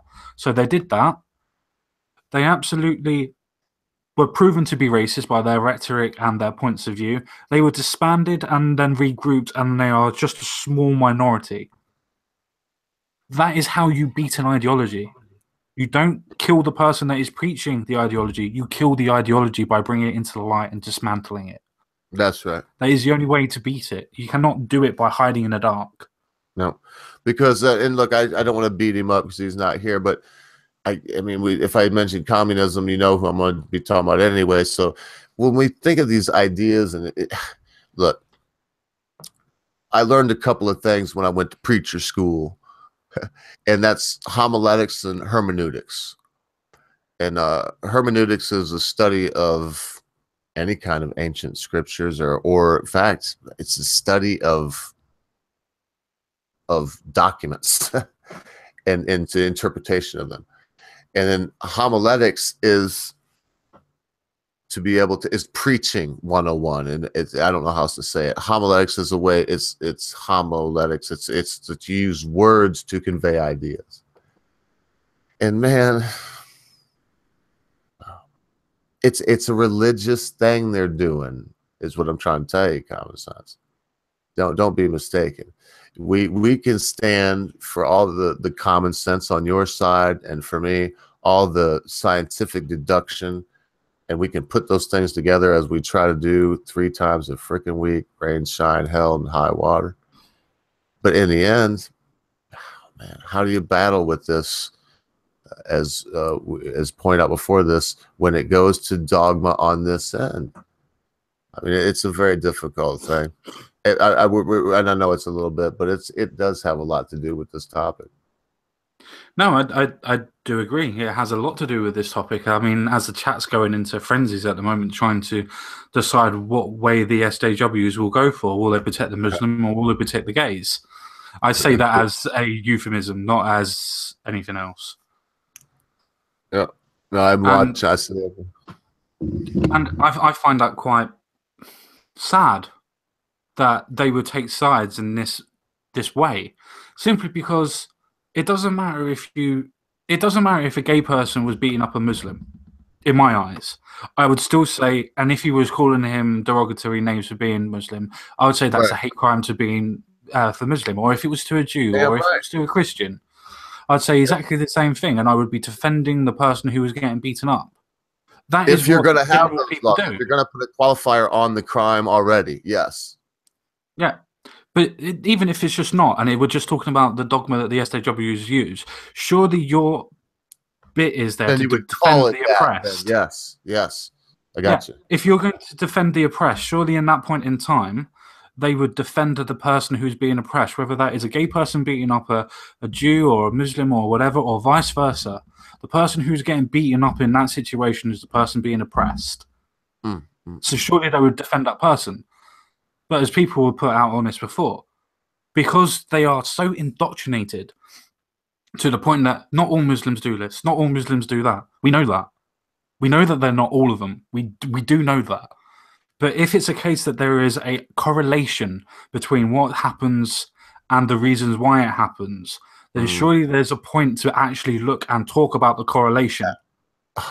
Because correlation doesn't show causation, but as you just said so eloquently, and because it's tough, you know what they like to say, common sense is, well, common sense, what a disingenuous person that has no idea on how to debate with what he just said. No, the idea is not, no one said that it means this is the way it is. Just saying that when you have this kind of correlation, one would be wise to look into it. It doesn't just shut the door. And I get a little tired of that sometimes, because there are some things that, like, for example, there was this fake news thing came out about Donald Trump. When it did, the stock market just happened yesterday. When the stock market went boom, tanked, man. They ended up closing 300 points below what they opened. So they made a big rally. But for all those people that say, oh, Donald Trump has nothing to do with the surge in the economy, the fact that he's cut all these regulations, that he's talking about ending this national park crap, and he's talking about doing away with the EPA and a bunch of these other things, oh, it has nothing to do with it. Really? Then why? And of course, Welshman Story's argument, before I go off on a really far tangent, because I want to, if I can, how much time you got, Common Sense? Do we have enough time to at least get through? You got a good show map going here. We got enough time to at least get through like 3 more? Yeah. What do you got going on? I've got time. Okay. Well, I won't blabber on it. That's just a good way for me to shut down a long diatribe, because we both have last words and everything else. I mean, so anytime I feel like getting on a soapbox, I can always remember that. So we just did the homophobic attack. Give me your last words on this, and I guess I'll pick the next one. Yeah, oh, fine. My last words on this are exactly the same as what I was saying before. If you're going to take sides, as some people will do on this thing, rather than just looking at it and thinking there was a crime that happened, let's defend the person who was criminalized in this instance, then maybe your ideology is not the ideology that you should be using to protect innocent people, to protect the oppressed person in the world. If you have to rely on an ideology to look at a situation and go, well, no, he's white, he's privileged, and obviously there was a reason why this gentleman would attack this person. He was obviously flaunting it, and he should have known that this person was of that faith and should have known that he shouldn't be flaunting it because there's an issue there. It's that person's fault. Sorry, are you victim blaming there? I thought you didn't like doing that. Man. Oh, that was a fiery takedown. I thought you were going to go on a little bit more, but that's, yeah. They just love it. But you know what? And by they, I mean for us, you know, here on the show, pretty much everybody that's a regular, we're pretty much, a lot of people would call us right-leaning. They even think British is right-leaning, which I think I wouldn't say right-leaning anyway. But for us, but we mean, it's just people are disingenuous, man. It just seems to come from this one side sometimes, and they happen to be feminists and MREs too, Common Sense. You know how I feel about them people, the MGTOWs and but can you imagine a bloody MGTOW? Don't you like waking up with Mrs. Sense there? You know, so even, I'm not even saying it's like nothing's happening. You just you got some gas because you just had a bunch of fish and chips, and you shifted maybe one too many pints. And so it's like, ooh, and you wake up, and when you roll over, and then it's like, and then you look over and you put your hand on Mrs. Sense's hip, and she's there, and you just think to yourself, oh, it's bloody nice to have a woman. Am I the only one that would feel that way? No, I actually like it when the missus does the exact same thing. As I said before, it's I can't remember how he actually worded it, but it's the perfect way of saying how you love somebody. It is working out the fact that you love someone not because of their idiosyncrasies. That's the word. Idiosyncrasies, yeah. Yes. That's the exact word I'm looking for. The idiosyncrasies, where how she brushes her hair with her right hand when she's a little bit scared, or the way that she will clasp one hand over the top of the other with a thumb over the top of the other and put her arm right down as far as she can so her breast comes up when she's trying to get something off of you. Yes, sir. Those little idiosyncrasies are the ones where people have been together for a longish time and realize that they love those parts. Oh, and those are the things you'd always miss, isn't it? Yes, exactly. How long have you been with Mrs. Sense? 5 years, December 9th. That's not bad either. That's nothing. That's respectable. But as you know, at 24 years, next October, if I'm alive, and she hasn't bloody left me, which there's no sign, but you never know. It'll be. There's always next year. Oh yeah, never know. I'll tell you the October 18th of next year. I'll tell you for sure. Yeah, if I can speak, and it'll be our silver. We'll be celebrating our silver anniversary, wow. 25 years. So that to me, that's a little something. But even after 5 years, I remember. No, man, there's nothing like it. And even like you said, when you're asleep and you wake up because you realize somebody's, and then you feel that, you know, a hand clasp yours in the night, and it's your beloved other. It's the other one that you know is there and that knows you're there. And if it's a bad dream or a bump in the night that's real, or just an old memory coming back, be it good or ill, Yep. or whatever it might be, that there's that person there and their hand is there for taking, and their hip is there for laying your hand on it and feeling the warmth of that other life. Wow, that's so sappy. I'm gonna have to get It's shoveled out of perfect. here if I keep going. It's perfect though, because those are the things that I miss. Because since becoming disabled, I haven't been able to sleep in the actual bed. I can lay down in the bed, but I can't get comfortable enough to sleep. So I have to sleep on the settee You're or shitting sofa, me, couch. really? No, we yeah. Common sense. So, That's why the thing is tore up worse than normal, man. I haven't. This would be day 4. I slept in bed last night and it was a mistake. Oh man, I feel for you. I hope this isn't forever for me, but anyway, carry on. That's got to be terrible, dude.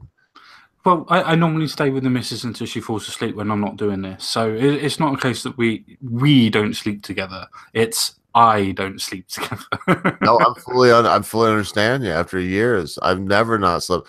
I wake up at night in this chair or there since this has happened, and I mean anyway. Yeah, you just put your arm over and you're just searching. Yeah, well, because if I don't, if Mrs. Ogre's not there, that means I'm in jail.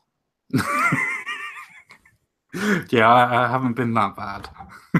Well, that's the only time in all this time. That's it. Yeah.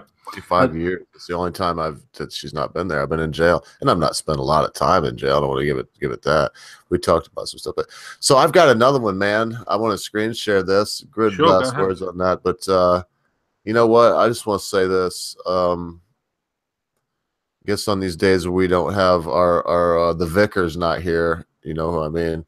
I guess we're gonna do more of these because it takes. I'm gonna just share this and I'll read some of it and I want to I'm gonna let you have a lot of this too. I mean, not that I won't give my voice on it, but man, here we go. So from the BBC, Common Sense found this story: child sex abuse inquiry. Priest tried to control the investigation, and of course, it shows this big old stone, just wonderful abbey or whatever they would call it there. And police raised concerns that the head of a Roman Catholic boarding school, sorry, that's his boarding school, I imagine now, tried to control a child sex abuse investigation. An inquiry has heard this. A former North Yorkshire detective said officers were excluded from the inquiries at Ampleforth College in 1995 and 2002. But former head teacher Father Leo Chamberlain denied influencing a boy's parents during a phone call in 95.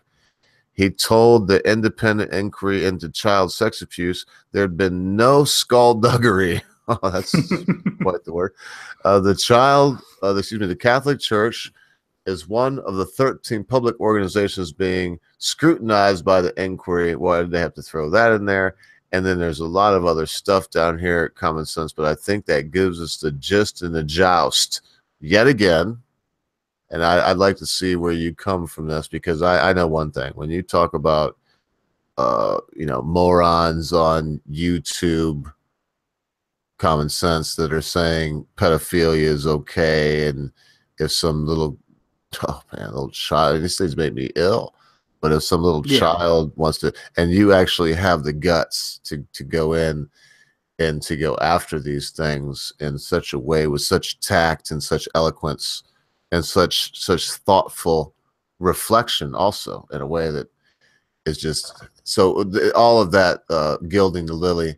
What's going on here, man? Is this just are they just pointing this out because of the it's getting more rare that priests are doing it? Is it bandwagon they love to see when it's happening, or is this just an ongoing? What do you think about this story? I think it's a very pertinent story, because it's a case of, even if it is in the past, it's something that crimes need to be paid for. Crimes cannot be to the point where you're going to go, well, it happened too long ago, so it's not going to go anywhere. If there's evidence to follow, the evidence will be there. And if you've got evidence of phone calls and things like that, you can still talk to what's going on. Got evidence that a phone call took place, and then people's perceptions or statements were changed about what was going on, then definitely that has a form of coercion in that one. As to the point of the actual incidents that are supposed to have happened, the reason why they put in the fact that it's happened in 13 different schools is because they're all, as far as I'm aware, they're all to do with, is it Church of V or is it Catholic? I think it's Catholic Church of V boarding schools. Okay. And it's just to show the fact that it was an ongoing inquiry that was happening because of so much that was happening in those times. Well, it's a very similar setup to C of E and Catholicism, where they have these ceremonies where there's these chambers where it's very solemn and you have this very authoritative, I mean, anyway, I've got at least one big, here you go, man, common sense. When we think about this, and take your time on this, I really want to hear from you're a level-headed guy. I'm going to say that for you. I'm not going to say everything that you say I'm going to agree with or everyone will agree with, but be it harsh or be it lenient, when I ask you this, I think that your answer will be at least something we should all think about. So when we consider this stuff happening, okay, we now have this priest, be it C, whatever, and they're doing these things to boys. I mean, diddling them, buggering them. And how do we punish them? Should we take it into weight their office and who they were and, what they represent? Okay, there you go. That's enough, I think. That's enough bread and butter. Yeah, no, that's definitely enough. Yeah. For a start, you have to consider their position of authority, their position of trust, the fact that they're trapped in a boarding school, the fact that they live in the place where they're being abused by the person that's supposed to be teaching and nurturing them in a particular way. And then these people are coming across and they are, as you quite rightly said, buggering them and diddling them to the point where they have to go to somewhere else to be able to say and get out the fact that this is happening. And in some cases, they will never tell what's going on due to shame or feeling that it's normal because it's a relative thing that happens in the boarding schools and it's expected of you. People like that, I'm sorry. First of all, they should never, ever have a position where they are anywhere near children ever again. That's the least lenient thing that I will put in there. To the point after that, they should not be anywhere near society as a whole. They should be placed on a public register with pictures. And if they ever move into a place, everybody should know what they have done. Not so people can go after them, but so people can watch them. Now, I understand that people will change their minds and possibly will go after them. That's just part of what they have to do, unfortunately. I'm not condoning that, but that's human nature. So, but let's think it as far as the law goes. Okay, now let's forgo everything and get right down to the nitty gritty. And I've got to let my dog out for a second. So not only do I hope to listen to you on my Bluetooth while you say this, but I just want to let you know I'll be away from the mic for about at least 2 minutes. The person is convicted, they're guilty. This is the thing you've talked about. When we think about the boys' home where they do feel, this is an authority figure, man, of the utmost. Let's please all empathize at least this much and remember, when we were young, it's easy to think now, oh, I do this, I do that. No, you wouldn't. No, you bend over, grab your ankles, and be buggered and feel terrible about it. I mean, it's rape. It's just a terrible thing. What do we do at that point? Common sense without, look, Lord, I can't, I can't pump it up any more than that. What do we do to this person now? They're guilty. They've done this. Well, they need to serve time for a start. They need to be arrested for the crimes and they need to be accountable for the crimes. They also need to go through the case of trial and tradition. That way there can actually be a form of grievance and a form of acceptance from the victims. To the point, they need to go through the justice system. Everything else that happens after the justice system, the fact that people know who and what happened and where it happened, yes, it's going to be a little bit daunting for the victims, but my God, it's going to be increasingly horrible for the person who perpetrated this horrible crime, or these horrible crimes, should I say. Let me be correct on that. To the point where I may be able to approach this with a level head on most times, but it does annoy me. I don't understand the attraction. I don't understand the fact that in this sort of position, it's a form of power. Same as most rape is always a form of power. I don't understand that fact where people go, it's a form of sexual attraction. I don't feel that it is, but then again, I'm not a psychologist. I can't diagnose that. But if you're going to do things with children in itself, I don't understand how people will say, "Oh yeah, it's a preference to go after that." I don't think it's anything to do with that. I don't think it's anything to do with preferences at all. It's about power. It's about power. The fact that people go off across and say, "Oh, it's a case of innocence" and things like that. That's the most powerful thing you can do to any human, isn't it? Taking away the innocence of any human. That would be the most powerful thing that you could ever inflict onto a person. To be able to take their innocence away, to completely and utterly corrupt that person throughout. And to me, if I was making the laws on this instance, it would be a form of castration, or it would be a form of legal death penalty. In my opinion, that's where I would go with this type of situation. Beforehand, if you were that way inclined, so to speak, and you weren't doing anything, yes, you should be monitored. Yes, you should have these type of things happening. And yes, sometimes it's a case of they should be in society because they haven't acted upon it. They've gone and got help. But as soon as they are doing or have done anything, all bets are off, castration or death. Sorry to say, that's just my opinion on that matter. I have no love for any type of person that would harm children in that way whatsoever.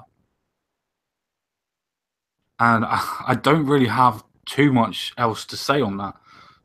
The only thing that I can really say else on this point is, what would everybody else think on it? Well, in perfect timing, I was just getting back. No worries. No worries. But yeah, that's my opinion and what I would personally do. If it's a case of following the law that happens now, fair enough. If I was the one making the laws, castration or death. Preferably castration, personally. What would be your opinion on this? I'm still okay. Here's the issue. Most people don't like to hear this, but pedophilia in this country, if you look at the statistics, is one of the least repeated offenses. The recidivism is not huge. For rape and sexual assault, it's up there. For these people in this position, we have to look at what it is: sexual assault, abuse of power. I'll say first and foremost, they could never be in that position again, ever, at all, ever.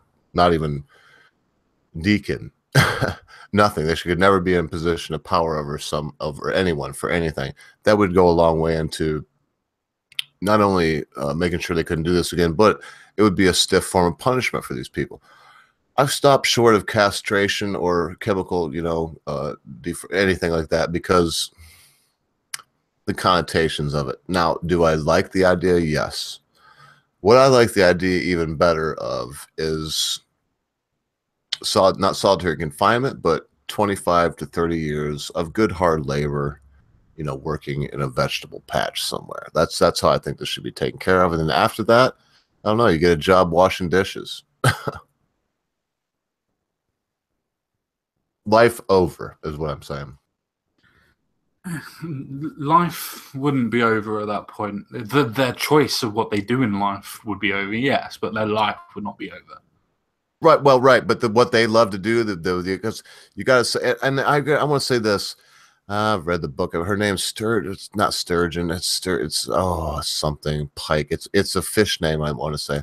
But the lady that said that first in 1978, that rape was not a sexual crime. It was a crime that had to do with control.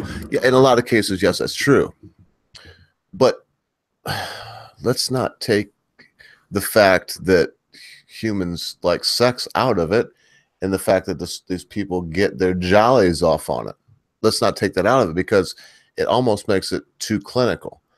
And I don't, and a lot of times it doesn't start with that. It starts with some priest that has been told this. Oh man, a lot of cases, common sense is these Catholic priests that have been told that they can't have sex. They're not allowed to marry. I mean, what kind of insane, how crazy is that?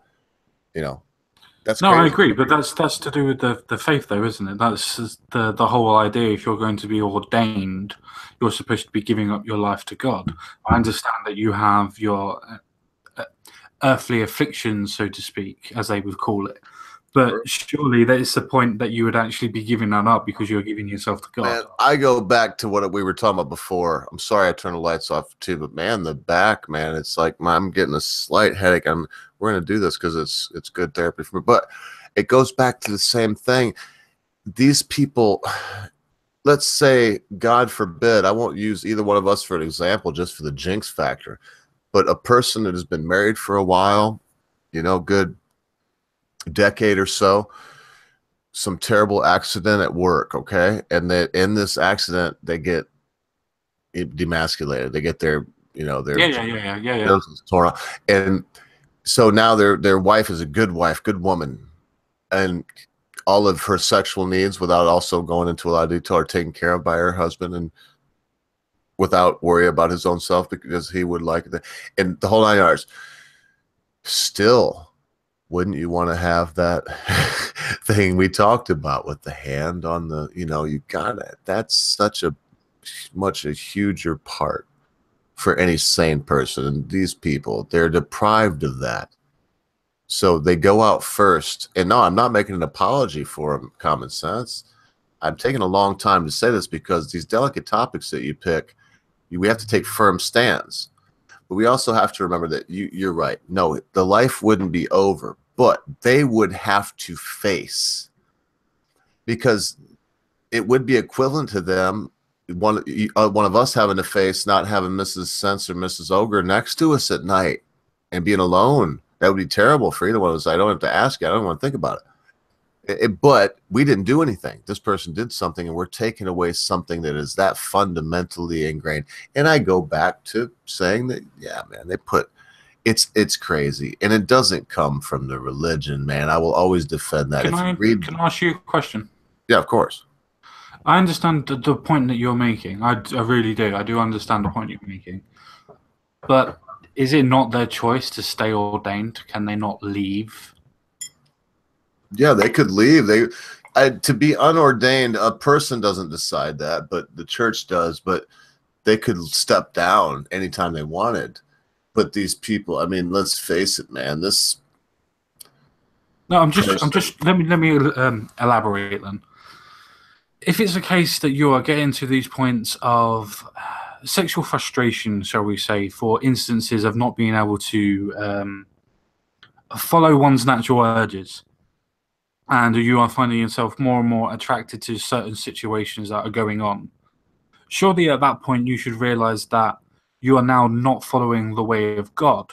And you being the person that is supposed to be a following of God, as in the person we are talking about, not you as an individual, wouldn't that be the point in time where you realize I'm no longer a servant of God? My time is over, so I should step down and let the younger or the older take over? Some do, but yeah, and yes, it is. Yes, I won't even try to dodge around it. Yes, I mean, I don't know how to. The only thing I can say, common sense, is that though I, obviously agree with you, and there is no buts for me. Just think about it, how likely is it that the person is going to do that? In a lot of these cases, mate, it's not just the Catholic Church. The church that I worked with, you know, the church. I'm not saying it is. It goes in schools with teachers aides. It goes everywhere with private schools. Exactly. It goes everywhere. I do understand that. But if we're trying to talk about this as a particular subject for this, whether it be Church of England, whether it would be a Christian church, whether it would be a Catholic church, if you got to the point where you are no longer allowed to do any sort of formal sexual activities and you're supposed to be following what's going on with God because you believe in this situation, then surely you should be having a crisis of faith. I use that term very pungently, because I understand that you would know exactly what I mean by a crisis of faith in a vicar or somebody who's ordained. You would have to go and talk to somebody about it. And if they deem yourself not worthy anymore, you are no longer considered ordained. I think it's funny that you didn't say crisis of conscience. No, I chose words perfectly because I know that is to do with the church, a crisis of faith. Oh, yeah, of course. But there is also something that I would say that has to happen, and it would be a crisis of conscience. Because look, common sense throughout the ages, long before we were ever dreamed of, and it will be happening long after we are gone, long gone. The Harvey Weinsteins of the world, be they the media realm or the religioso realm, it doesn't, whatever realm they were, the monarchy, the politicos, whatever they were, the medics, the medical, whatever they were, the doctors is what I'm saying, the lawyers, all of nurses, the powerfuls. Yep. This has been going on, and it will be going on. I think it's a drop in the bucket. I do want to say that in the case of these children, that's where it gets heinous to me, especially when considering the extent. I don't even know what to say, the extent of it. And look, this is always go down a dark road. I reckon anytime I think about this stuff, because I want to say to myself, of course, common sense. Well, we should abolish religion. We should do, but then we should do away with private. Then we should do away with. Then we should. By the end of it, there's nothing left. Because you can't stamp out human nature, not that it is human nature to rape little boys if you're a priest or whatever you are, or little girls or whatever. It's not that. No, it's human nature if at that point in time you're a human and a pedophile. Well, and not necessarily pedophile. But remember what we spoke about earlier, common sense. You and I have that thing. There's times where what probably started from a sick, filthy pig, where some little girl or boy sits on your lap and you're playing with them and nothing happens, but the joy of an adult being with a child sparks through you as it does me and has and hopefully will to the dad. I love young people. But this is never, when you take these other, oh man, I would say this, whereas I don't want to abolish, this is what I was trying to say earlier, but it's just tough. Because I can only think of a few. I don't can Buddhists, but I know Catholics. I know priests. When we have a religion that says you cannot, you can't do this thing, you can't, man, we got to start looking at that and start asking ourselves if we don't at least want to put a warning with it like you do on cigarettes. I disagree with that, Ogre, and I'll tell you why. People are not forced into that part of the religion to the point of if you want to be a priest, then you have to give up sex. Nobody forces you to do that. It's a case of if you want to be a priest, you give up sex. If you don't want to give up sex, don't become a priest. Yeah, that is as simple as I can put it in no other layman terms. Well, I can't agree. I disagree with that. But so what? So the easy question answer is: should there be any kind of legislation to deal with this kind of requirements from a clergy to their priesthood? From the clergy to the priesthood. In other words, that could go from not only saying that you can't be married, which is the issue here at hand. It could also say we have a problem, and by we I mean the state. We might pass legislation concerning you requiring people to say that you have to kill people that don't follow your religion. But in this case, I'm saying that I mean, it should be something. You should at least have that warning that I spoke of, because it's hard for me. When I say legislation, I don't mean anybody needs to go to jail or firing squad. But when we're talking about a religion that seems like there's a lot of issues, because I mean, and I shouldn't say because, it would seem like because they tell their priests they can't. Oh my gracious. I don't know, man. I'll beat it into the ground, common sense. It's just It's a conversation. It's a conversation I'm quite happy talking about. So should there be any legislation concerning this or other crazy religious doctrine? No, there shouldn't be. The reason why is because it's a choice. It's a choice whether you do something or not. For instance, it was your choice to start to going into a particular reason where you would know that you were going to be doing something like this. The priesthood would have told you what you're supposed to be expected to do in that period of time, and for how long that you're going to be a priest or whatever. At that point in time, it's your decision beforehand what happens.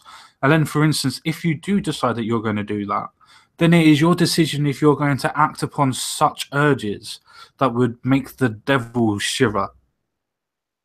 And that's where I differ.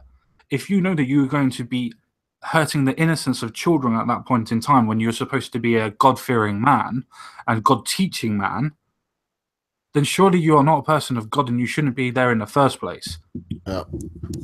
Well, let me do something I don't usually do. So while we go to the next, and to see if you can pick one more common sense. I've probably got one more in me, and I'll be petered out myself. I'll be about ready for the final word after whatever you pick next. Unless something else tickles your fancy, we'll see what happens. I know we both deal with what we deal with, and you know what? It's good to do something sometimes just because you know you should. So let me say this. If you think that common sense was going, excuse me, let me put it this way so it's easy to understand.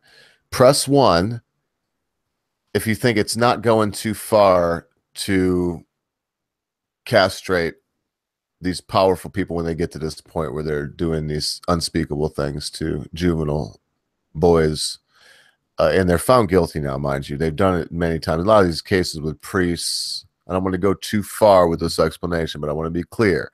A lot of these cases, I mean, and let's say this is the case, that it's a priest or a schoolmaster that has anally sodomized young boys, 80, 90, 100 boys over the course of a decade or two.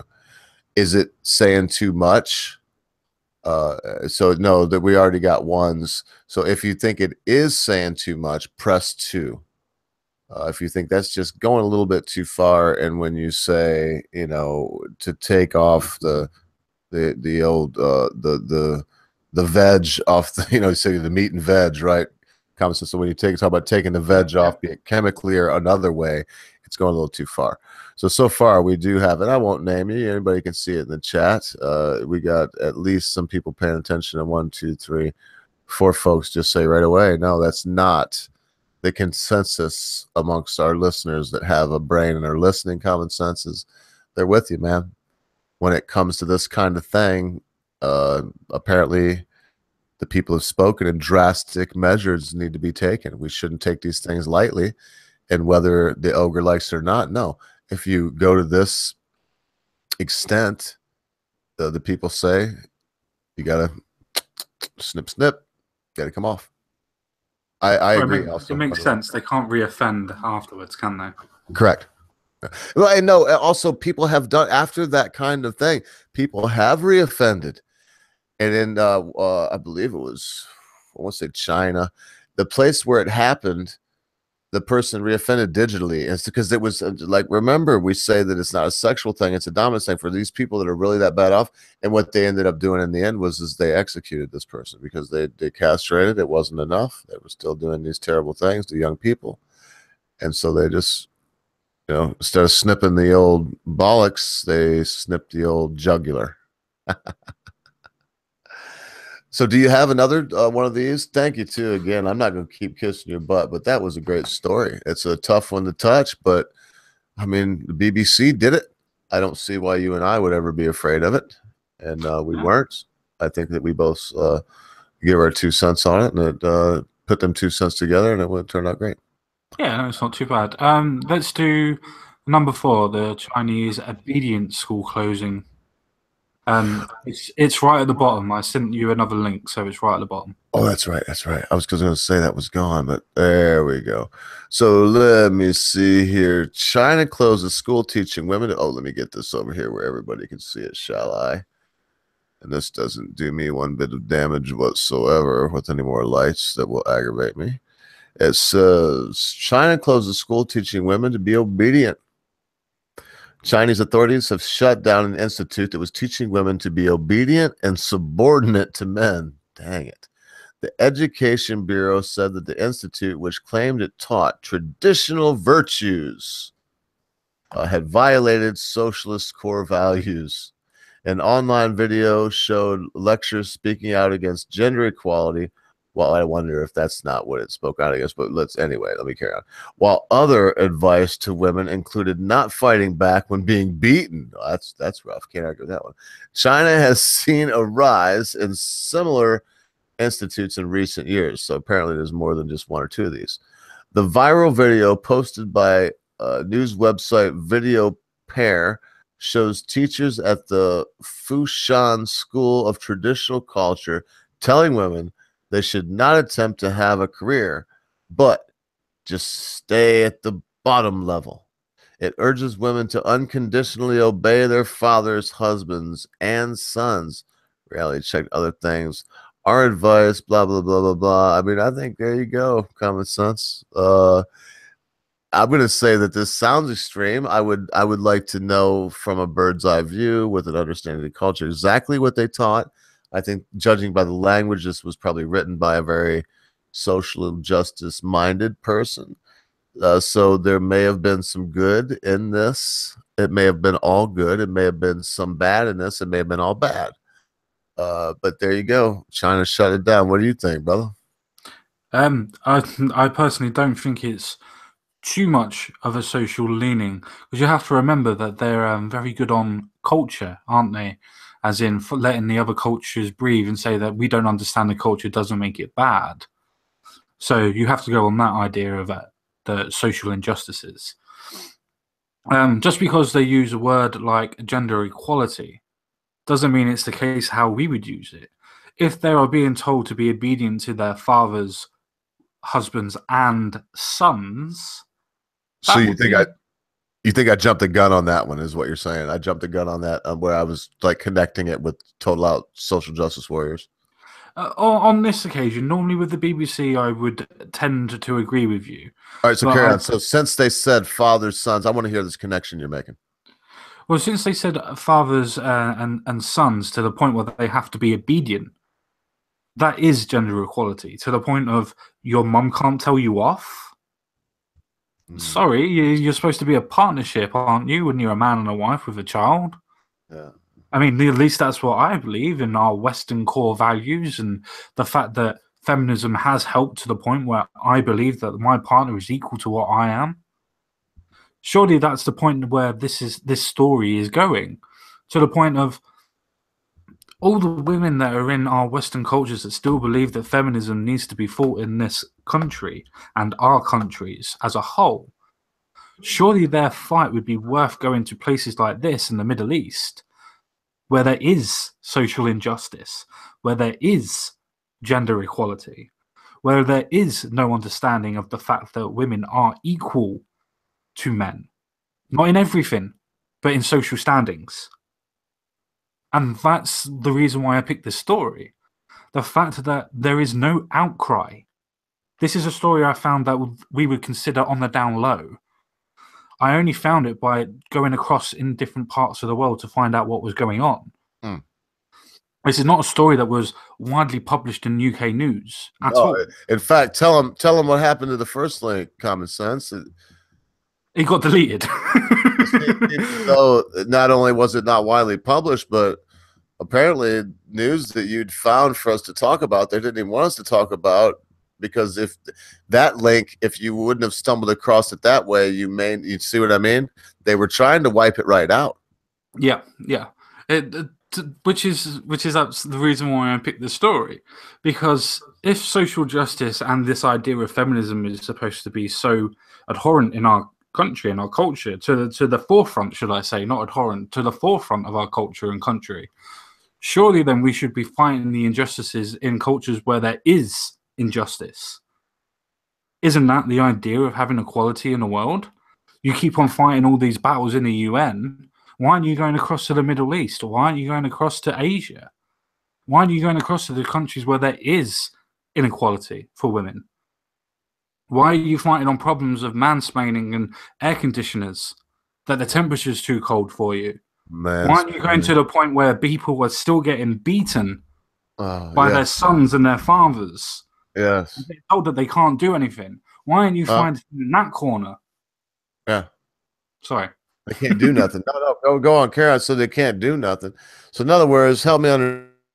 What you're saying is we're griping and moaning about things like men wear suits, therefore the air conditioner is cold, and of course, manspreading, mansplaining, because sometimes women don't understand about simple things to men and all these things. When these same people that are so adamantly, nearly militantly fighting against these things, they turn a blind eye to the place where, let's say, for example, they don't consider it rape if you forcibly have sex with a child under puberty because they don't have pubic hair, and the Quran says that's not rape, or any of these other things. I mean, see what I mean? So where does the Sharia law says that? The Quran doesn't. Sharia law says that. Right, and I'm not versed enough, so I'll go with what you said on that. I've heard what I said, but I'm not. I'm just versed enough to know that there's people that in that religion that believe that. So I'm not versed enough. So I'll take you that it's the hadiths or whatever you said. This Sharia law, probably going off of hadith or whatever. But the point still stands. That's notwithstanding. You know, man. All I am saying is give peace. You know what I mean? Why can't we just all get along and love one another? We don't, because everybody has different ideas how the world is supposed to be run and what makes their world good for them. So I think of of oral copulation with the male, and it's disgusting to me. Some people think of it, they love it. Thing with a female, it's wonderful. I think, oh, that sounds like good, tasty, dinner time, you know what I mean? And other people think of that as like, oh, how could you do that? And so I mean, I understand there's to each their own. I just don't want anyone beating me up because of what looks appetizing to me. And even using the sexual connection, that's about as gentle as I can be. Yeah. Oh, it's just terrible. I'm still looking at this story here because let me just say this, and again, just help me out. I got I'll do a final word. It probably won't be terribly long, but I'll do it when we get to it. But let me give you the final word on this thing too, and say, isn't there some good when they're teaching traditional values, like not necessarily getting beat up? I mean, we like you said. I mean, that was a great tie-in too. When we consider all the crying about this, that, and the other thing, when there's some places in the world where, if mom, you and I, we think of mom, right? Mom comes in and we're messing up. We actually are covering our heads and scuttling out because we don't want to get, our asses kicked. I don't know how life was with you. I'm just guessing that you're old enough that was probably the way it was. The idea of beating up mom, that was what you thought, right? Mom got out of line when you were 9, 10 years old. You smacked her. Is that what happened? Right. Yeah, right. I mean, that was my only point. I'm not trying to guess how you were raised it or say that your mom was a tyrant. But the fact of the matter is, oh man, that's a wildly different culture. When I think of that, that really blows my mind when you threw the sons in there. There are places on earth, common sense guy, where like the son will be like, Mom, I told you I wanted my bedroom cleaned, and he like backhands his mom when he's 10, 12 years old. Of course there is. There's loads of places like that, and normally they're in the Middle East. Now, I'm not trying to be horrible when I say this, but it's the point that even men, as soon as they start going through puberty, their sons are now more important than their mothers.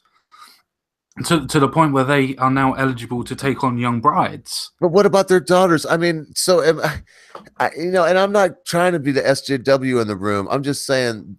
So if I'm the man there, if you can even speak to this, I'm the man there. I have a daughter, and I love my daughter. I actually have a couple sons, but I have my daughter. She's a daddy's girl, and that's just unthinkable there.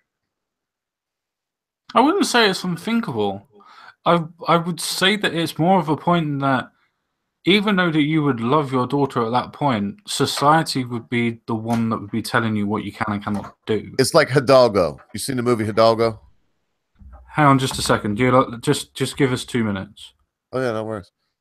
Oh well, there was a movie Hidalgo, and there was a horse race that had Vito Morganson in it, and it's just they depict it this way, and a lot of the times that's what I believe and of course when common sense says the Middle East, I mean, we're talking about Muslims, we're talking about.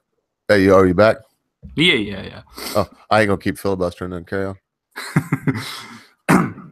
Yeah, it's not a case that you would be able to say what's necessarily going on, because if your sons were to say that your daughter is being treated better than you, better than them, and then they went to their council and said that, you as a father would get punished for that, or your daughter would do. So as a father that loves your daughter, would you rather the village punish your daughter, or would you? Well, I would, but I wouldn't actually punish her. Is that what you're saying? I mean, that's something that you have to remember, but you also have to remember that if your sons are unhappy, they will go to the council that are there. For instance, use anything that you want to in Pakistani culture.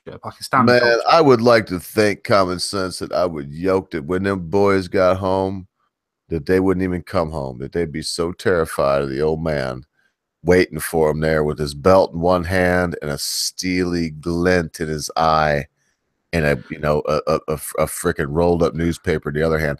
And then the village will ask the sons what happened and the reasons why, and then you would be held out in court for it. See, no, I get it. So what I'm saying is, I would like to think I would do that. I believe that's how I started. I don't know, I'm being poetic, so I would like to think I would do that. But man, common sense. I think you understand, hence the name, because there's always this big debate, nature versus nurture, right?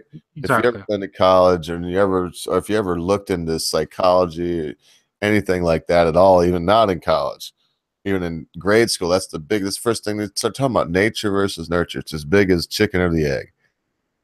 And I'm here to say that, yes, of course, nature, you're going to be born with certain traits and tendencies. You may have traits that allow you to have faster reflexes, jump higher. You may have traits that allow you to be a deep thinker and able to puzzle things out a lot better. Very rare cases you may have both. You have tendencies. You may have a tendency to like to knit or do problem-solving puzzles or drink alcohol or be addicted to opiates. See what I mean? And we have these traits and tendencies, but that's just a trait and a tendency. Someone that is gifted and could do these physical things don't mean that they can do them better than everyone if they don't practice it and hone it.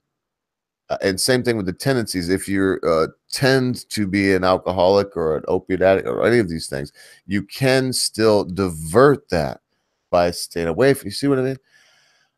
Oh, anyway, it's go ahead, common sense, if you want to take over this blabber. And I will go so deep into a psychology textbook that everyone will go to sleep. And I was just looking. I started to look up because I realized that I'm waiting for either Susie Monkey or Cult of Lich. I'm waiting for someone, Loafer, to be like, come on, Ogre. I went to Psychology 212 and 10 years ago, and I got a B. Shut up. Yeah. No. The thing that I'd say on the nature and nurture is quite an evident point. To the fact that we've been nurtured to the point of Western values, we see this as an injustice. But if you've been brought up to the point where this is the nature's norm, then you would see us as the injustice. Right. And how could we, and where I don't want to be where I don't want to be the social justice warrior, common sense, how can we even, oh man, as long as no one is infiltrating our respective countries and trying to change our respective ways, how can we even say that any of the things that's where I'm different from you. I don't mind different cultures coming over and trying to say, well, our culture's better. It's when our governments go, you can't interact with this culture, you can't tell this culture what's good and what's bad. Well, because otherwise you Brits would shout them down if they were doing stupid shit and they'd be gone. Well, it wouldn't be gone, but it would be the case of we would take what we did when the Sikhs and everything else and the Indians come over. I mean, people from India come over. We would take the best of their cultures, their food, some of their dancing, some of their movies. And I'm not saying all of them are great, obviously, but we would take in their culture. It would assimilate. It wouldn't just be little pockets of small Istanbul or little Tokyo or something like that. It wouldn't be small clusters. It would be the fact that, oh, you know, Mr. Siddiq, he's down at the end, he's on the corner shop, he's got really cheap cigarettes. If you keep it on the quiet, you'll be able to buy what you want. That's the type of... He's still a Sikh. He still likes doing what he's doing. He still eats what he wants. He still practices his religion. But he's integrated. You know who he is. You know what's going on. And that's the point where we can't integrate. Because we're not allowed to talk to them about their culture and say, well, maybe if you did it this way, maybe if you didn't beat your wife, maybe she would be able to get a job and you wouldn't be stuck in a 2-bedroom flat with 7 kids. Well, and we're talking about nature nurture, because in the end, that Sikh that's come to your country and they have this different culture, but then they take, just like you said, you take the best parts of them. But in the end, I mean, you look at Great Britain, you love, you know, all the things that you've got going, chutney and tea. Exactly. The big things in Britain aren't British. They come from that freaking island. But what's happened is a constant absorption of the wonderful things of the cultures that, in a lot of cases, you conquered. So be it. I mean, I don't see there's no shame in that. I mean, that was the best thing about the empire. That was literally the best thing about the empire. We assimilated the best things out of every culture that we did take over. We didn't eradicate their culture and say you're doing it wrong. We took the best parts and we integrated them into the culture while teaching them our culture as well and letting them take the best for governments, forming what they're supposed to do, trading. You filthy colonial racist. How could you do that? How could you take something that wasn't yours from antiquity and make the best good things and make it a part of your culture to make yourselves even stronger than you were before? You filthy dogs. But by making ourselves stronger, we make the people that we've conquered stronger. Of course. And to this day, don't the Gurkha on their birth, don't they tell them something about you're given a knife and you'll use this knife to kill anybody that says some shit about the queen? Something similar to that. I believe the main thing about the Gurkhas is if you draw your knife from your sheath, you have to use it, either on yourself or on your enemy. Yeah, blood. Yeah, blood on the knife. Yours or the enemy's. Yeah, you got to love the Gurkhas, right? I mean, I love the Gurkhas. I absolutely love the Gurkhas. There used to be used to do delivery driving, and there used to be a big, massive base down in Dover. And used to go down there quite often and deliver a couple of parcels and that to them. And there was a local pub down there. I got invited one night to go and have a drink with them. And as you said before, I'm a big bloke, so I wasn't intimidated until I got into the pub. And then I sat down and I drank with them and everything else of that and realised that they're good enough blokes. They really were good blokes. And yeah, spoke with them for a couple of bits. And then you had a couple of locals come in and they were being very loud and mouthy to them, and I stood up and said something, and they said, no, it's fine, we'll take care of it, you just sit down, you're a guest. I just thought, oh, okay, I was only going to ask him to leave, I wasn't going to beat him up for you or anything. And next thing I knew, they disappeared. I walked out to have a cigarette, and yeah, they were in the corner of the street, and police looked to them and said, yeah, we'll just leave them, they'll be fine in the morning. I just thought, oh, okay, fair enough. Yeah, your head is bigger than a rugby ball. Yeah. You're a big guy. I know that. I mean, Mrs. Ogre, she listens to your stuff at work. There's a few people, and I'm telling you, you are, and you can ask her when she's here. I'm not just saying this. I wouldn't mention it if it wasn't true. I just wouldn't, blow sunshine. But she listens to you when she's at work. But she was telling me one day, oh, he must be just this nice little guy. And I was like, little guy? Because she was said, oh, he sounds like just the nicest little guy. I imagine him in a suit, and he's real. It's like, you imagine common sense, a little guy in a suit, oh yeah, he must have, she was describing like the quintessential British banker. Oh, nice. cup of tea, 145 pounds, 150 pounds, yet maybe 5'11", 6 foot tall. And I was like, hang on, Mrs. Ogre, I'll show you a video. She was like, wow, look at common sense. He's fucking huge. Yeah, I call myself Ogre, but you're one of the few people that I think your hands are bigger, but you're just a big old cat. Anyway, I don't mean nothing. In fact, why am I always justifying it? Because, I'm hard on myself. I know I'm a little chubby and whatnot. Whatever you are, you said something about you wear it well. You're a big old guy. If I had to, you'd be on my security team. If I was a multi-millionaire and had to go do some shit, I'd just hire you. Be like, fuck it, I hired a common sense guy.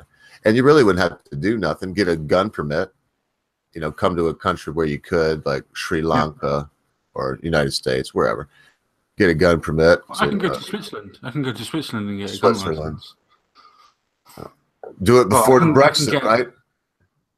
While we pick that last story up, and we got some juice in us, so I'm gonna milk this thing. I've only got another 15 minutes at max. Oh, that's fine. That's fine. So why don't we do our last words? Yeah, that's fine. Once we cut off, once you say yours, I'll probably go on for a little bit. So that's fine. I can listen. I can't talk after 15 minutes. Yeah, no worries. So I'm not sure what'll happen. I probably will actually cut this transmission because it has been a while. It's been 2 hours, hasn't it? It's been longer than 2 hours, mate. We started at 9. Oh my goodness, we got to cut it off right now. So go ahead and give your last word. I just realized, man, I'm in a daze. They give me these bills for my thing. I might have already said what they were. If I did online, I'm not going to say it again. I think I told you off air what they were. Yeah, you did. Yeah. And man, apparently it makes time seem different because I would have guessed we were doing this for about an hour and a half, but apparently it's 3 hours. So common sense, thank you so much for the show, Map. As much as I'd like to get into a couple more. No, I think we wrap it up, and love to hear you and Welshman. It was good to have Nachi on, and definitely was. There's no buts to that. Great to have Nachi on. It's just nice when you and Welshman get ahead of steam going on. And I just want to say, no Welshman stories. You can't, like, if you're asked on the show, you can't invite anybody else on. It'll just be you or whatever's invited. Other than that, thank you for being on today. With that being said, I am going to actually pick up on the facts of Watchmen stories and everything else like that. This is not going to be an attack. It's literally the point that I've been making for many, many months. To the point of it takes a village, as the expression is. It's not one person with the correct ideas that are going to be the one that changes the world. It's going to be a collective of people that make the world change. It can be sparked off by a person's idea, and the idea will spread like wildfire. But it is a collective group of people that will change the world. It can be held down to one person, sure, definitely. But it takes a village to change your perspective, your meaning, what's going on. So when everybody says that everybody has a different opinion and a different idea and it can't be defined, it's undefinable, ideas are probably not the best ideas to run forward with. If you can't define it, if you can't speak about it, or you don't fully understand it, then those are not the ideas that you should be following. Not because I'm trying to preach to you, because God forbid I'm not a preacher, and God forbid I wouldn't try to teach anybody anything.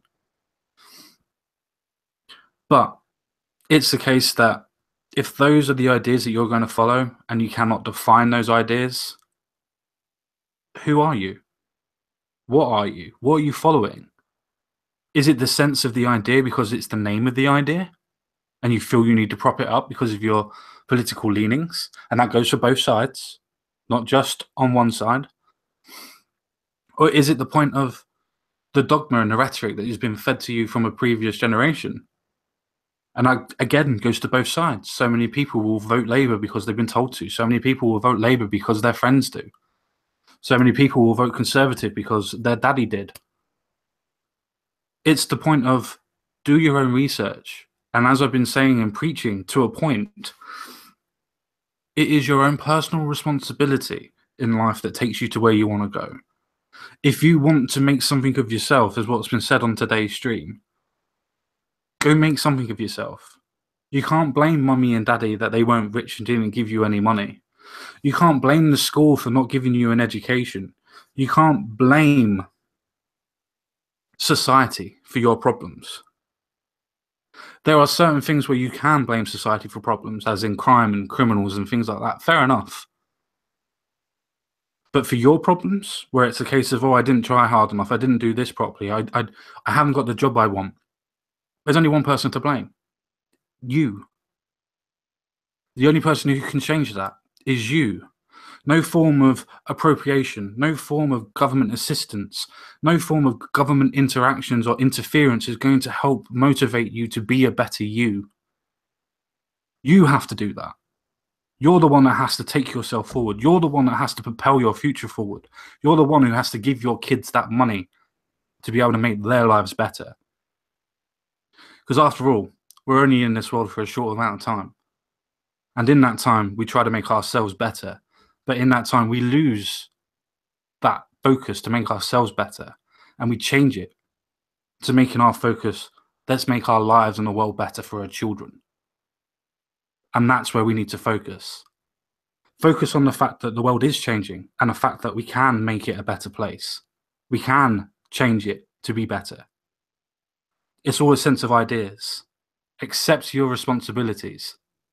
Shoot for the stars, as Zuckerberg would say, or any of those aspects, or people would preach to you.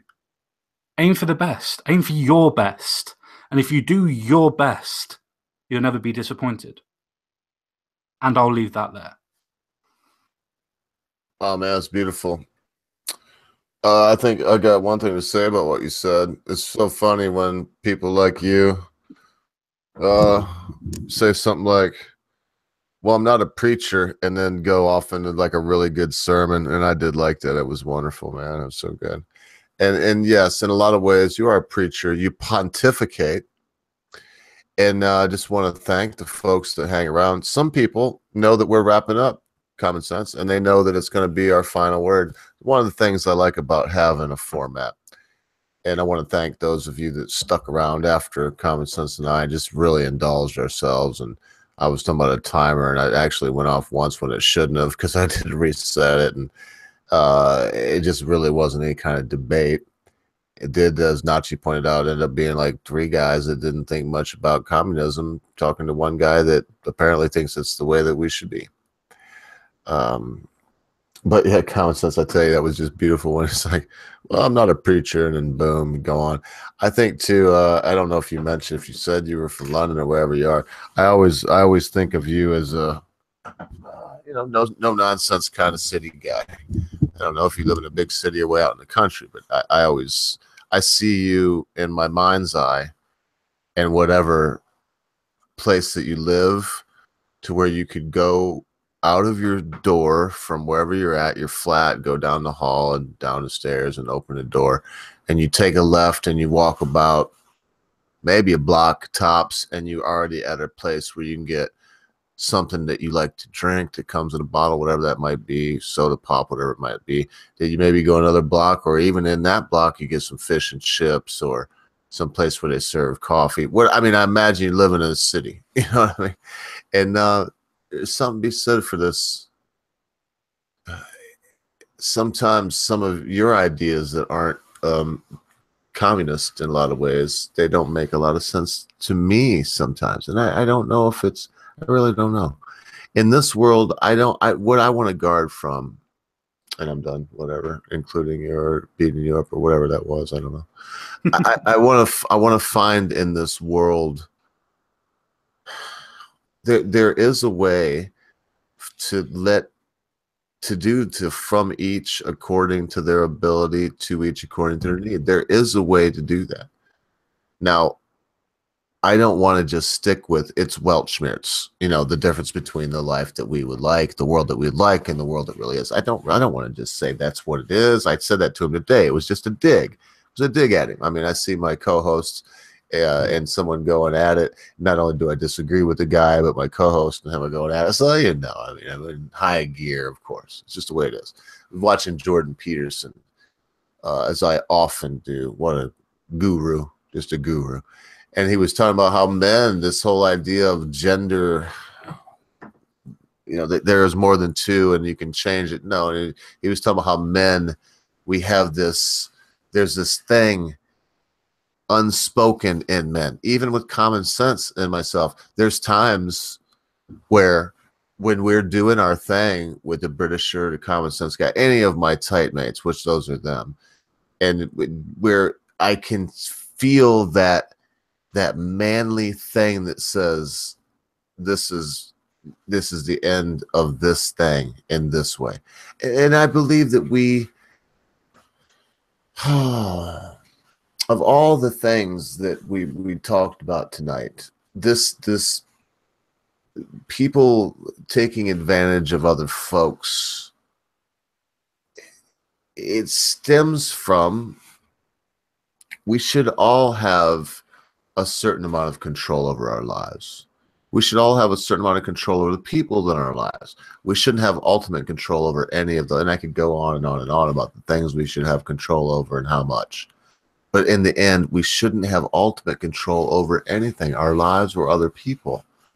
When we have folks that have this terrible, strange desire and compulsion to coerce folks into doing bad things to make themselves feel better.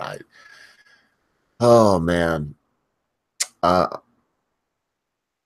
we need to, and I'm bouncing because these things, we need to examine our world. Marxism, was I comparing Marxism with pedophilia? Kind of, kind of, because I see people make arguments for it. Common sense guy. I see you have too.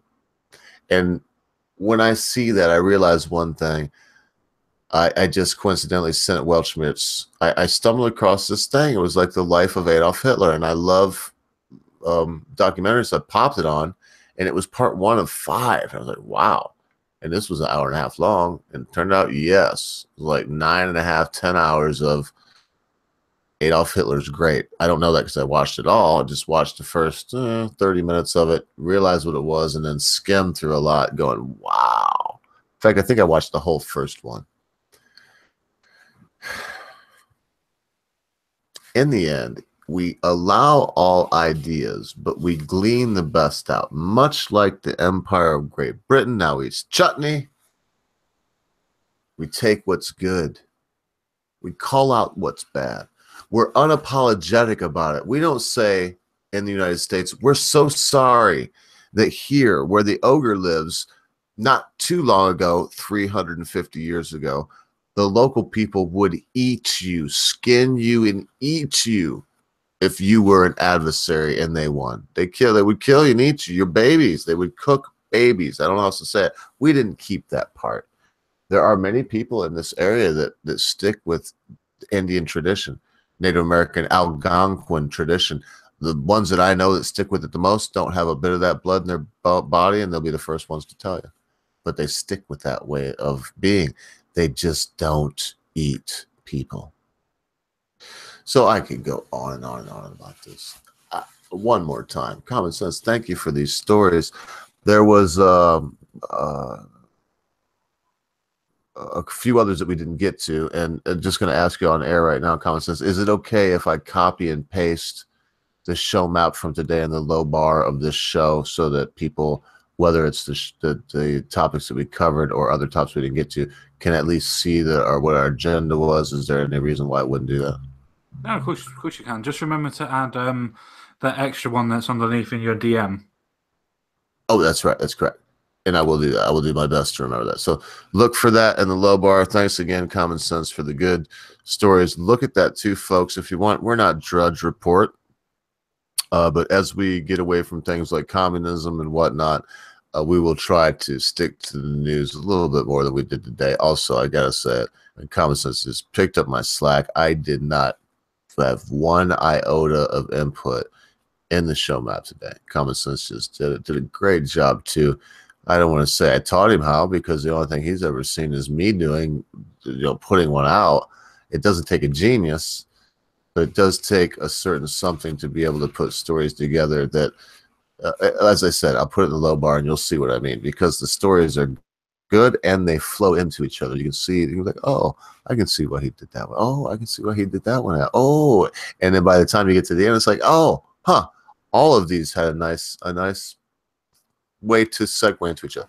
So listen, and my back has been killing me. High on oxy somethings or others. If you like this, please thank Common Sense Guy. Thank the Britisher. He's not even here. Write him some love mail. So go to Twitter and tell him you hope he gets better. Apparently, he had to turn around today on his bicycle on his way to work with the flu. Common Sense Guy. I'm not even joking.